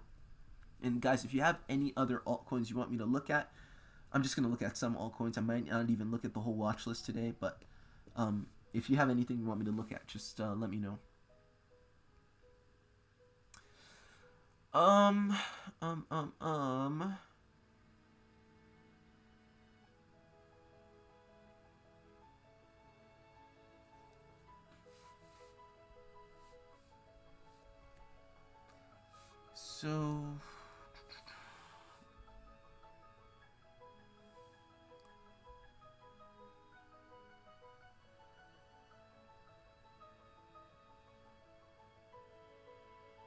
Let me just measure this really quickly.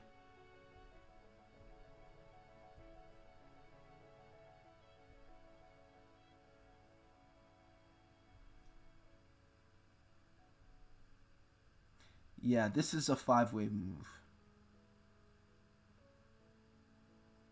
So what you're seeing here, so this is a complete 5-wave move. So this is wave 1, wave 2. Just look at the measurement. Just like I said on the high time frames when we were looking at the master plan for Bitcoin on the weekly time frame, wave 3 typically projects between the 1618 and the 2, right? You see wave 3 ending over here between the 1618 and the 2. You get some consolidation. It's likely a wave 4. Okay. So that is probably a wave 4, and then you got the end, wave 5. So I think you got your 5-wave move up here, and now you get your small a, or sorry, small b. So let's zoom out again. So here's how I'm counting this: big A, big B, small a, small b. Small a, small b. I'm counting this as a pivot before a move up. Okay? So the power of 2 degrees of A/B basing in a pivot cannot be understated. I love Wyckoff, but one of the issues with Wyckoff is that reading a Wyckoff accumulation or distribution channel, when it's slanted, it's much more challenging. Much more challenging, if not illegible. But the power of 2 degrees of A basing in a pivot in Elliott wave theory is that it doesn't matter whether the accumulation or distribution channel is orthogonal or not. You can still pick out the components of the accumulation or distribution channel, and with a high degree of probability, foresee the breakout, which is everything we want to do, right? So again, a big A, big B, small a, small b. You basically have a double zigzag here, right? 1 zigzag, 2 zigzags, and I think right here we're putting in a pivot. So let's go back on the smaller time frame and look at this.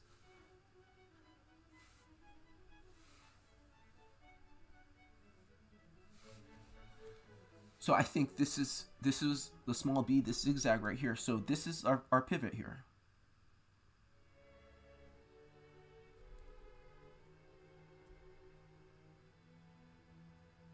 It's almost finished. Don't be surprised if XRP starts breaking out. Whereas, at the same time, Bitcoin is completing its move down. Okay? Maybe, maybe not. You know? Bitcoin may also go up from here. This may be the end of this local resistance. That's what I'm saying. Don't fade these trends. Like, as much as you think, oh, that's important resistance that needs to be retested as support. In a bull trend, like a really bullish trend, maybe, maybe not. Maybe, maybe not. Because if it's not that crucial, right? Let's look at that again. Okay, because that's one of our principles. We're not taking that lightly. One of the principles of technical analysis, as far as I understand it, is that important resistance, when broken, is retested as support. Looking at this, it begs the question, is this important resistance? Okay? It was a level that we hung out in. Then we came here and we did this. Was this not sufficient? I don't know. Do we have to come back here? I don't know. So again, if we don't come back here, then it's not that that principle is null and void. It's that this wasn't important resistance because it's just, 6 days worth of consolidation, or maybe that this is sufficient. So that's what I wanted to say about that. That's important. Because if you start not having any principles and saying, well, anything goes at any time, It's hard to make sense of charts and to be consistent. But it looks like XRP is about to go because we counted 2 degrees of AB basing and a pivot, and this pivot may be over, so we may be seeing the start of a pump right now. The power of that technical analysis, of solid technical analysis, cannot be overstated.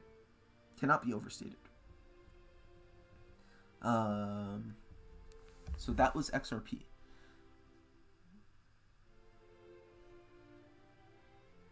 Okay, let's move on. See if there's anything else of import. Let's go on the higher time frame. Look at this bullish divergence on the daily time frame. Look at that. Look at this. XRP is going to fly. Absolutely fly. Look at this. Well, everything's going to fly because we're in a massive bull run, right? It's so funny to me sometimes listening to analysts say, well, I'm liking, I've picked out some altcoins that are likely to do well. Okay, that's fine, but like everything's going to literally do well because we're in a bull market, So it's not like, oh wow, you're a genius. Those altcoins you picked out did go up. Like everything literally went up because we're in a bull market. Even, fundamentally poor projects go up. So this is a lower low here. This is a higher low here, right? That's your bullish divergence on the daily time frame for XRP. That's going to play out, finally breaking this channel. All right, let's see. Okay, we looked at Bitcoin, obviously. Cardano did its thing. Let's stay on the daily time frame. Unless anybody wants to zoom in, I'm just going to stay on the daily time frame. Okay, so Cardano's been in this channel for, hundreds of days. And finally came to the top of it, consolidated at resistance. Why does this constitute a consolidation at resistance? Because a rejection would mean coming back down to beneath the midpoint of the channel. But you didn't even hit the midpoint of the channel. This flat correction happened like this. Shallow flat correction, wave 1, wave 2 situation. You're going for wave 3. There's your Cardano breakout. Okay. Same thing with Algorand, except is this a wave 1, wave 2 situation? Maybe it is. Maybe it is the same thing. Almost exactly the same thing.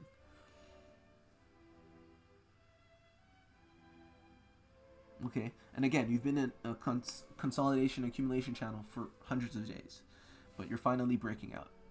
Okay, and all of these lower market cap assets are going to outperform Bitcoin, which is why Bitcoin dominance is going to shoot down. Okay, this Arweave is another altcoin that is still stuck in its accumulation channel. Okay, it's actually not just stuck in its accumulation channel, it's at the bottom of its accumulation channel. You literally couldn't buy any lower. Okay, I'm looking at my position right now. If I hold it for 2 months, I mean, that alone is going to do so much. It's going to do so much. I'm looking at, here, let me go. So, yeah, I mean, I don't even have a huge position in this, but the fact that I bought so low, the fact that I bought so low makes it so that this is going to be a massive position because it's at the absolute bottom of the move. You couldn't buy any lower. Yeah? So this is clearly a wave A, wave B, C situation. This is a flat correction. Why do we know that? And it's not a wave 1, wave 2 situation because this retrace clearly comes beyond the 0618 of this move right here. Okay? And if we look at just accumulation channels, this is the May initial break of structure, big A, big B, small A, small B, and this is the pivot. So 2 degrees of baby basing and a pivot. This is what you're getting here on the daily time frame. It's taken hundreds of days for this to play out. Hundreds of days. Whether you can read the markets accurately or not, you have to wait. That waiting the attrition involved in making it is harder than pretty much anything else. Even harder than being able to read the markets accurately. How many people are thinking, well, crypto's a scam because for hundreds of days they were doing this? Or even worse, prior to that, doing this. Do you see what I mean? But if you're still here at this point in time, you've made it. You've outlast most market participants. Most market participants got bored, gave up, or got wrecked, or went insolvent. How many? It's like a minefield being in this crypto shit. It's like you keep your money in banks. You can't bank if you do this like me. There's no other source of income. The banks think you're a money launderer or a criminal, and then they run out of money or they go belly up. The crypto banks are all crooks. the Celsiuses and there's so many illegitimate exchanges that just stop operating, and your money's tied up. The BlockFis, the FTXs. So it's a minefield. If you're still here, congratulations, you made it against all odds, because this shit was difficult. It was difficult. And you had to dodge any and everything just to make it. Okay, Audius is another great altcoin. Look at this. Look at the time it took. And look at this. Okay? How many days is this? Since March 2021? That's a long time. You've just been going down. Okay? Even though you broke the channel to the upside here, that's not important. Why? Because you didn't retest the top of the resistance of the channel as support. So you came all the way back down. This is why the retests are everything. So finally, in May, you start your accumulation channel, and lo and behold, you finally get your retest. Wave 1, wave 2 situation. Finally, you're getting your move. That attrition is why most people don't make it in crypto. To be able to make it, my company has a tagline with 3 words: patience, perspective, and planning. You cannot exercise patience if you do not have perspective or a plan. You cannot exercise patience blindly. Being patient in a drawdown, like let's say you're patient and you're holding Luna Classic, like that's not patience, that's folly. Okay? You have to have perspective, and you have to have a plan built on said perspective to be patient. But once you have that and you're patient and it plays out, that's life-changing wealth. Because if you bought anywhere here, you'll see in a couple weeks, in a few weeks even, that these prices will be so much higher. So much higher. Okay, we're talking hundreds of X's for these small market cap altcoins. Okay, Blur just came out. We don't have much information. This was a risky trade for me, very risky, because there's not much to work off of. Okay, but I managed some way, somehow, to make this entry. Okay, and it was based off of what I've explained before, looking at this entire thing being a flat correction. So essentially, I looked at this whole thing being a flat correction, this being the accumulation, right, channel. So I counted this accumulation channel and got in strategically at one of these points. And now we're good. Not touching it for months. Okay? That's life-changing money. Each one of these can be life-changing. Each and every one of these. Bonk, my favorite shitcoin. I was wrong about this region of accumulation. Right here.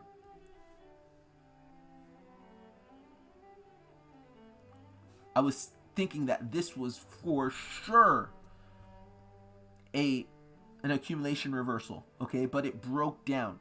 It broke down the height of the channel, okay? So this clearly was a wave 4, okay?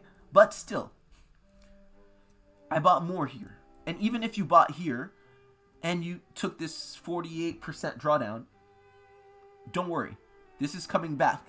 in no time. Give it a few days. And you're going to go much, much, much higher. This is such a low cap coin.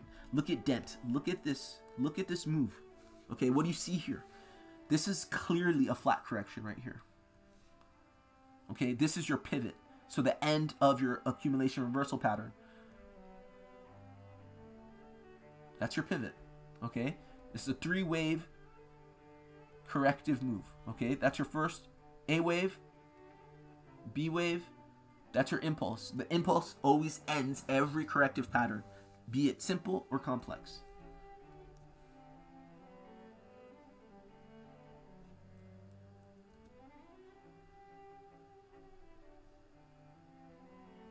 This is one of my favorite songs, by the way. I love this song. Absolutely love this song. All right, Dodo. Look at this. Hundreds of days in accumulation. Hundreds of days. Not only just in accumulation, but downwards accumulation. Finally, you break up and retest. Okay? And this quite clearly is a wave 1, wave 2 scenario. Okay? So now you've bounced off of your previous resistance, flipped as support. Now it's sayonara. Arrivederci. Patience. Dogecoin, same thing. You broke out of the channel, but you never retested it. You retest it once, twice, 3 times. That's painful. 3 times retesting. But if you made it the 3rd time, this is where you get paid. Okay? This is where you get paid.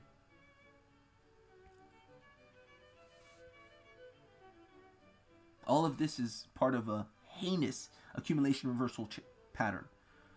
Okay? It goes like this. The big A targeting wave 4 of the previous trend. A B wave. A small B. Or a big B, rather. So that's big A, big B. That's a small A. This is small b, all of this small b, and this is your pivot. And this is your breakout. Easier to read after it's all said and done. In retrospect, it's simple, but the hardest thing in the world to me as an analyst, not speaking for anybody else, is trying to read this as it's forming. Given that these high time frame accumulation reversal patterns last hundreds of days.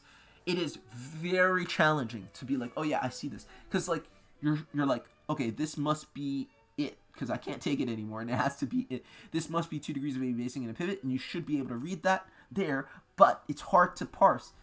Was in this one move, you see 2 degrees of AB basing and a pivot. But it's hard to parse. What is it? But honestly, the A wave is probably the easiest one because you're targeting wave 4. But even now, was that targeting wave 4? Was that targeting wave 4? Or that targeting wave 4? So it's not easy. I'm not saying this is easy, my friends. I'm not saying this is easy. It's not. It's challenging. Okay? But there are only there's a few things that can help us. We use support and resistance. We use just basic principles of technical analysis.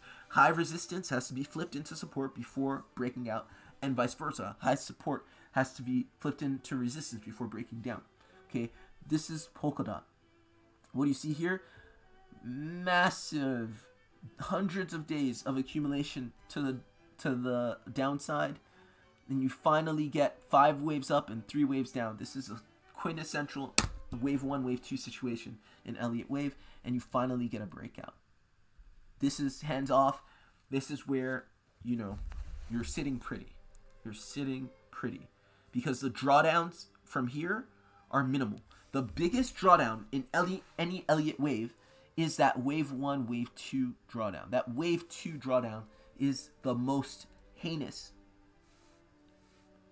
So if you get in at or during the wave 2 and you're still in the trade, you're home free.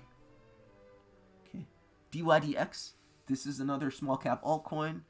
You can see 2 degrees of AB basing and a pivot here. I'm not going to read it for you. You can read it on your own if you'd like. But wave 1, wave 2 right here. And then breakout for wave 3. Okay. These altcoins that you see here, right, that are forming these nice rounded bottoms, W patterns, they're going to break out and they're going to probably do tens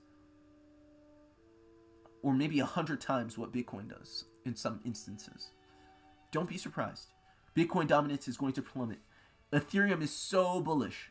Look at this excellent cup and handle. This is a cup and handle. Okay? For people who don't think the bull market's coming yet, then stay in a short, or actually better yet, don't do anything at all. Okay? Wait for a year and see what happens. Right? It's literally inane to say that. Inane. I mean, when you look at this, when you zoom out for just a second and you're not on the 5-second time frame, how can you look at this and think that the bull market is not yet here? Like, what do you think comes after this? Like, if a chart could scream, I'm going to break out, this would be it.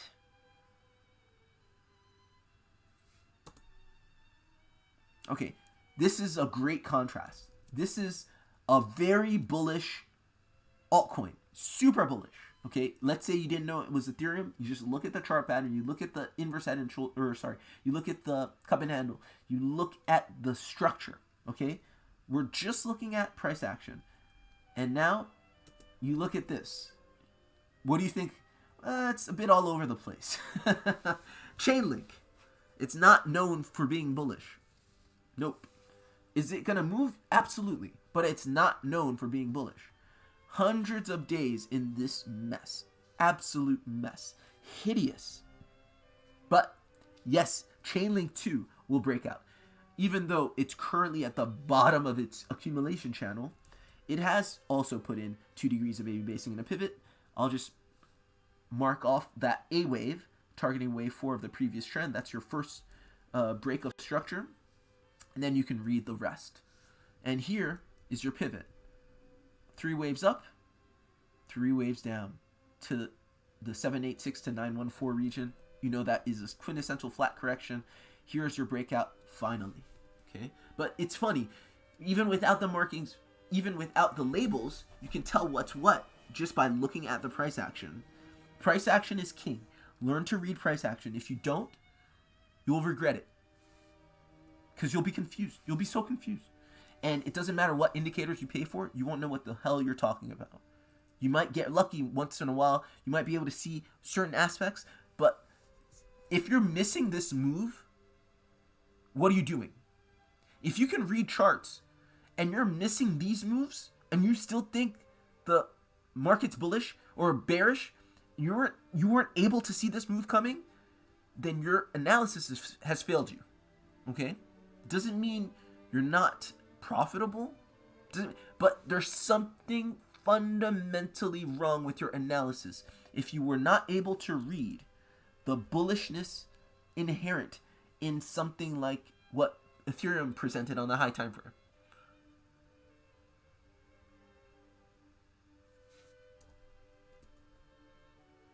Okay, Litentry is another one of these small cap altcoins. It's still in its accumulation channel, but finally breaking out. This is the pivot, right? 3 waves up, 3 waves down. That's a flat correction. This is the breakout. Okay, all these are going to dwarf the gains in Bitcoin. Bitcoin dominance is going to plummet, and then we're going to do it again in a year. Okay, after it goes up and it goes down for a bit. But these things are not going to come down to these levels. Generally speaking, Litecoin's really bullish. Again, if you didn't see this coming, what are you looking at? This is your pivot. It's a running flat. Do you see why we call it a running flat? Because it's so eager to run. You break the highs. Okay, so this is your A wave, your initial break of structure. This is your B wave. It breaks the plane, it breaks the highs set by the A wave of the flat correction.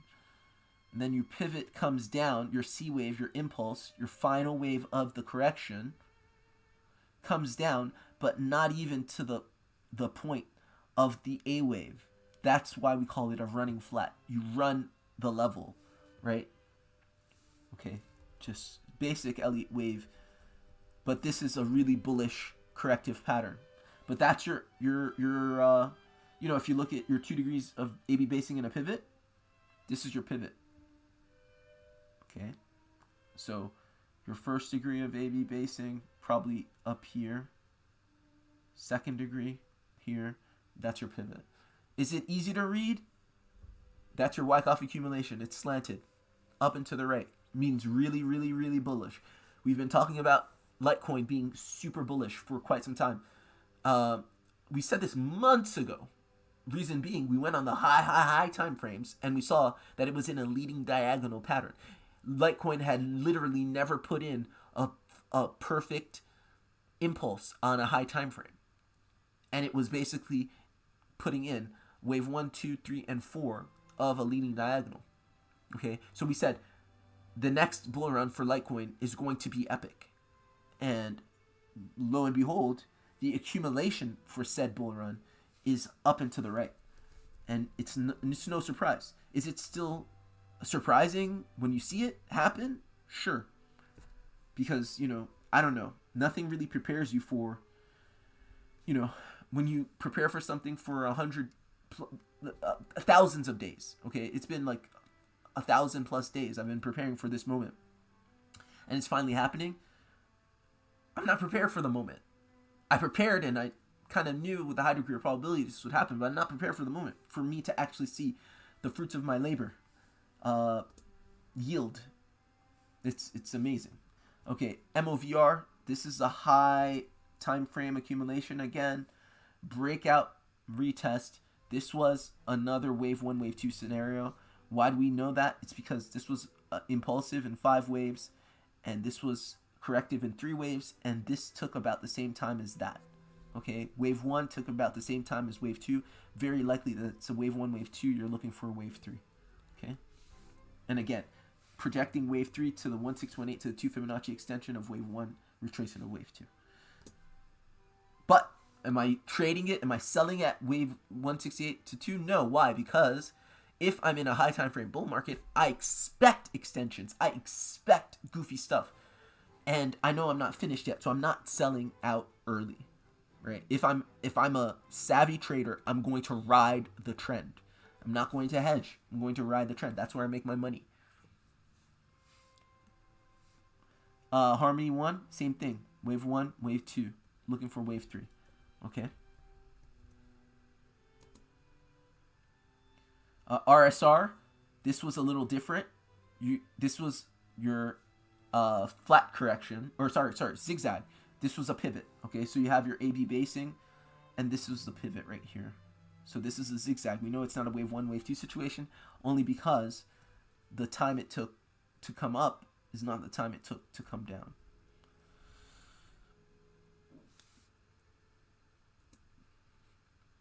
Okay, sand. This is a wave 1, wave 2 situation, more likely than not. 5 waves up, 3 waves down. Took about the same time to go up as it did to come down. You found support right on top of the previous resistance, right? The previous resistance being the many hundred days of accumulation that you spent in this channel. SHIB, this was crazy to trade. Your AB basing started all the way back here, but you've just been going up and down and up and down, up and down in this region, right? Finally, you put in a wave 1, wave 2 situation right here. This zigzag 1, 2, 3 down to the 0618, confluent with the midline of this channel, and now you're finally breaking out. I love SHIB. Look at this. Synthetics. Super bullish. Super bullish. This is one of the reasons I wanted this on my portfolio, because every time I look down a random watch list of altcoins, synthetics always pumped so hard. I don't know why, but it's always one of the hardest pumpers, and I've always wanted for that to be in my portfolio, to say, I have one of those altcoins that's just going crazy. Another one of those is Balancer. Balancer seems to pump really crazy early in a market move. Anyway, you can see here, you put in 2 degrees of AB basing and a pivot. You put in wave 1, wave 2, right? Down to the 0.5618 Fibonacci golden retracement level. And right on the midline, you got a move, a strong reaction. This is why you trade trends. This is the difference graphically that you can see very clearly in wave 1 and wave 2. Okay, let's actually pull this up because we have time. This is a live stream, and the purpose of this live stream is educational. Everything's in the education. People, it may seem corny, it may sound corny, but you can basically leverage your education into life-changing wealth. You know, you gotta, learn the stuff as well as possible. So Steve Sinclair writes Elliott Waves Made Simple. One of the best books, I think, as a primer for Elliott Wave theory. Okay. And when you get more advanced, then I would recommend the Prechter and Frost material. But just going on the basis of psychology. I think it's psychology or sentiment. Damn it, where does he talk about this? Let's go in the cut. No, this is my notes. We'll find this because this is important and this is interesting, and I haven't seen this anywhere else.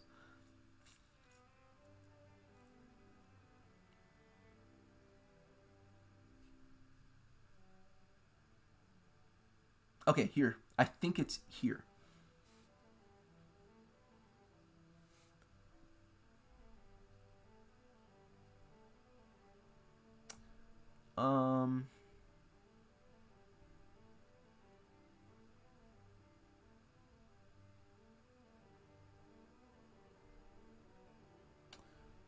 So let's see. I know I want to say it's in this book.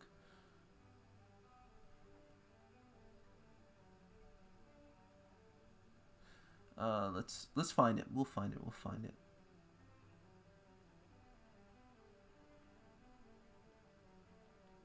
Or maybe it's in the Ford. Let's look.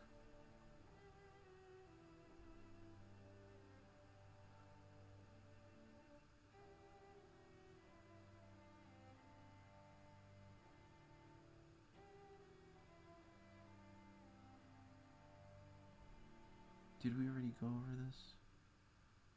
Yeah, we ran over this. Let's go earlier here.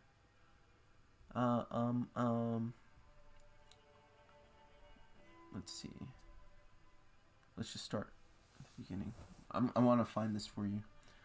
Because I don't see anybody talking about this, but I think it's so helpful. Yeah, this is the other book I recommend. If you're really into this Elliott Wave stuff, The Secret of the Universe or Nature's Law, this is Ralph Nelson Elliott's own words about Elliott Wave theory. Not many people read it even. Let's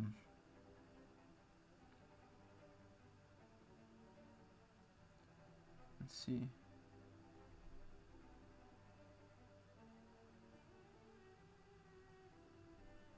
I studied so much, sometimes I forget where I got certain pieces of information. Maybe it's not in here. Maybe it's not in here. Maybe it was an Elliott Wave International lecture. I don't know. I don't remember. In any case, let's forget about it. But anyway, the idea I wanted to talk to you about is, if you look at this synthetics USDT chart, you can see very clearly that wave 1 is up, but it's not, the character of the impulse is less defined. It's less impulsive than this. Do you see what I mean? It's choppy, and then this is just clean, strong impulse, right? That's what it's meant by the first wave is the disbelief, because it's it's up, but it's not so convincing. And then the second wave is where people are I told you so, that was a fake out. And this wave is everybody's okay, yeah, this is a change in trend. Okay, that's exactly the market sentiment. And then wave 4 is okay, we must be done. and people who are really, really like amateur, like novice market participants start to get in that at that time in wave 4. But then the real savvy market participants actually start selling a little bit at wave 4, and then a little more at wave 5. So they're selling into strength. So that's the idea behind the different the different psychological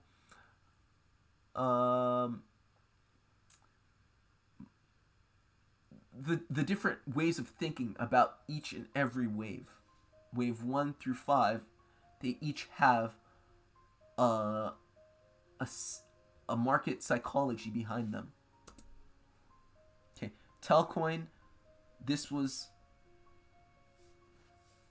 we were saying, a triangle. This is a massive triangle. Still looks like it, right? But I think this is a massive triangle of a pivot.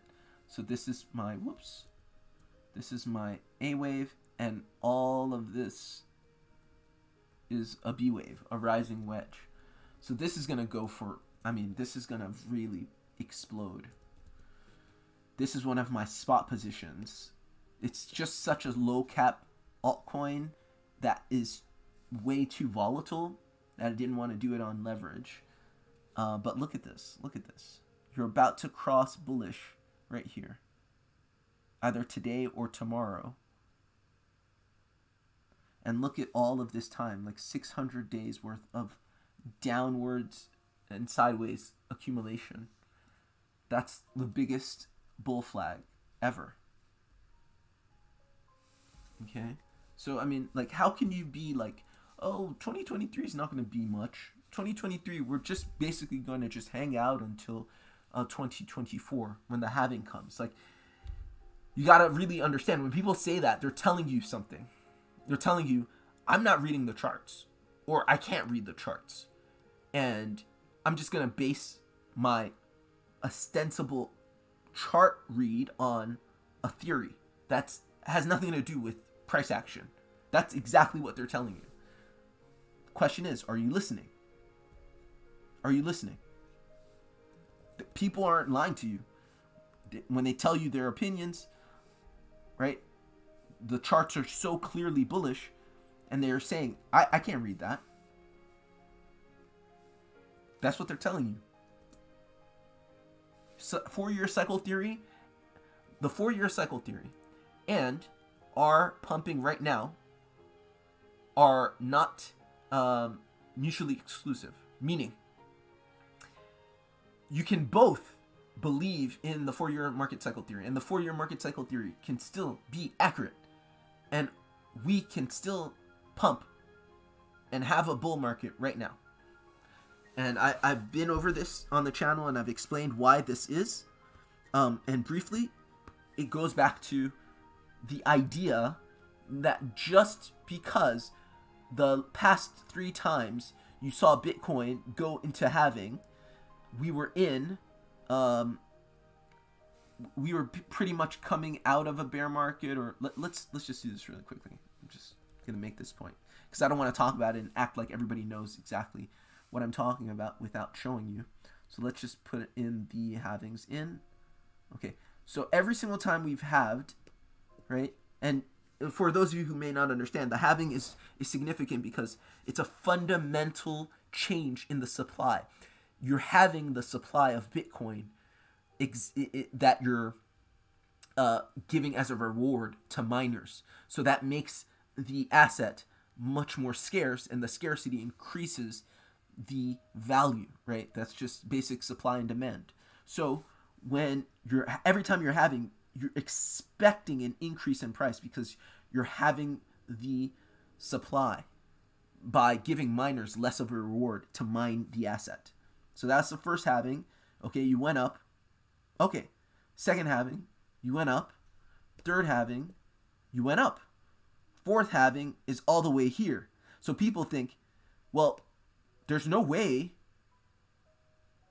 we can go up right now because the bull market only starts at the halving. Again, that's really poor deductive thinking. Just because it happened 3 other times in this way, it should also happen again in this way. Again, the idea that every time Bitcoin halves and it goes up is still intact.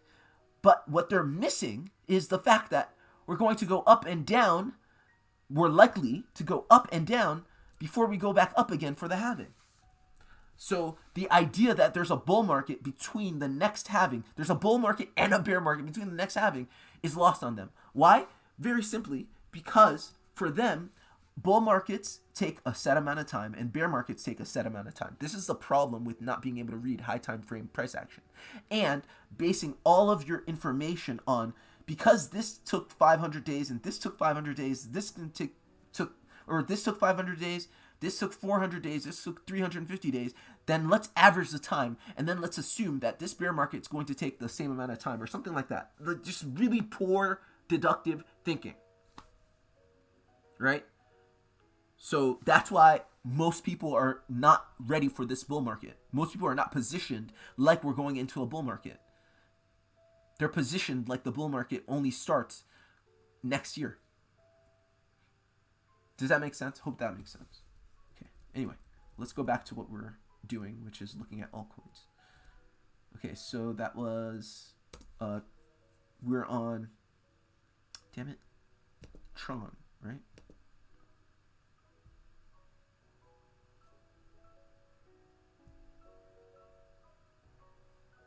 Tron. I mean, look at this. And this is another example of a massive bull flag, right? We just saw one in Telcoin. This one is a little different in that you have a big triangle, ABCDE triangle. But how do you look at this and think you're not going to do anything until 2024? They're telling you exactly what they know or what they don't know. They're not lying to you. They're saying, I don't know how to read a chart, right? I have no idea how to read a chart. If Market Cipher or whatever, Lux Algo isn't telling me to buy or sell or giving me this indication, I have no idea what I'm doing, okay? They're not lying to you, and it's not their fault, whatever. It's about you. If you want to be successful, you have to do better, okay? The way you're successful in crypto is by riding these bull markets and avoiding the bear markets. That's essentially it. The rest is details. Right? You can make a little bit of money on the side, riding a little move here and a little move there, but the main money, the generational wealth, the life-changing money is made in the bull markets and the bear markets. Okay? So being able to read the oncoming of the bull markets and the oncoming of the bear markets is where you're going to make your money and preserve your capital. So when you look at this, you see a big wave up, you see a textbook triangle, a break of the triangle, and a retest. Come on. You're going to get a massive move. And this is exactly what you're getting. Look at this reaction right here. This is epic. Resistance flipped into support. And now it is sayonara. Sayonara. This is the type of stuff we were talking about months ago. When we were saying, when the bull market comes, it's going to be like, the type of candles that run so fast that you're up hundreds of % in a day. Then you turn around and you do the same thing the next day. And then you turn around and you do the same thing the next day. Then you have a breather and then you start over again. And you repeat, rinse and repeat for weeks and weeks. Until finally you put in a distribution pattern and you start to sell off. This doesn't come every day. This doesn't happen all the time. And before it happens, the cause of this massive run-up is here. It's painful. It's where all of the liquidity, all of the liquidity for this move was created over here for 600 or so days, right? Since 2021, about 2 years, 700 days. unbelievable. It's believable, but it's still like it's humbling when it happens. It's just, I can't believe it's happening. It's finally happening, you know? That's what I mean by unbelievable. V-Chain. Here, looks like you got a zigzag, a wave A, wave B situation going into wave C. It's not a wave 1, wave 2 situation, just because the time factor of this wave 1 and wave 2 don't align. But also you can look at this as a W pattern or a triple bottom, whatever you want to look at, whatever you want to call this pattern. It's just a bullish bottoming pattern, a rounded bottom. This the halfway point of this channel is the neckline. You broke it, you retested it. That's another way to look at it. Okay, how can you be bearish even on the short term on these assets and think it's not happening until 2024, right? All right, let's check in again with XRP. We were saying that it was, whoops. Okay, we were saying that we were likely coming into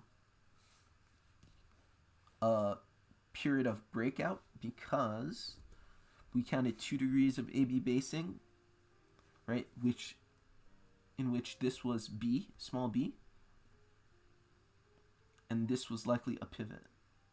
So we're waiting for a breakout of this. And if I'm reading this looks like a bull flag right here. This looks like a 5 waves up, 3 waves down. Do you see what I mean?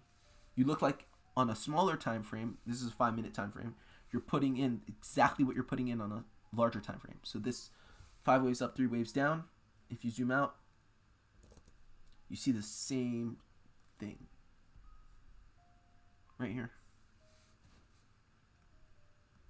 And you usually see these kinds of fractals repeating on different time frames. I've noticed that actually. On a high time frame, the small time frame mirrors the high time frame price action, and vice versa.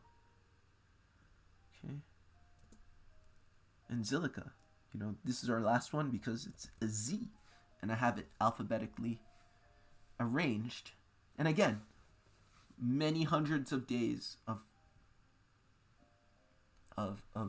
anguish, of difficulty, of toil, of patience, of frustration.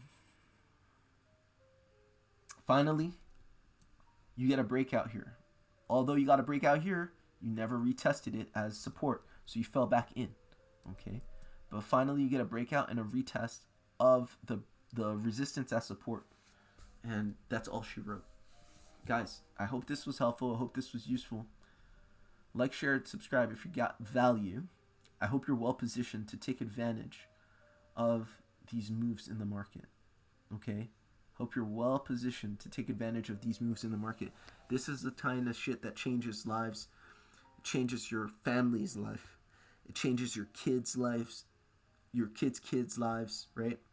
This is the type of money we're looking to make. So I hope you're well. And I will see you tomorrow. Take care.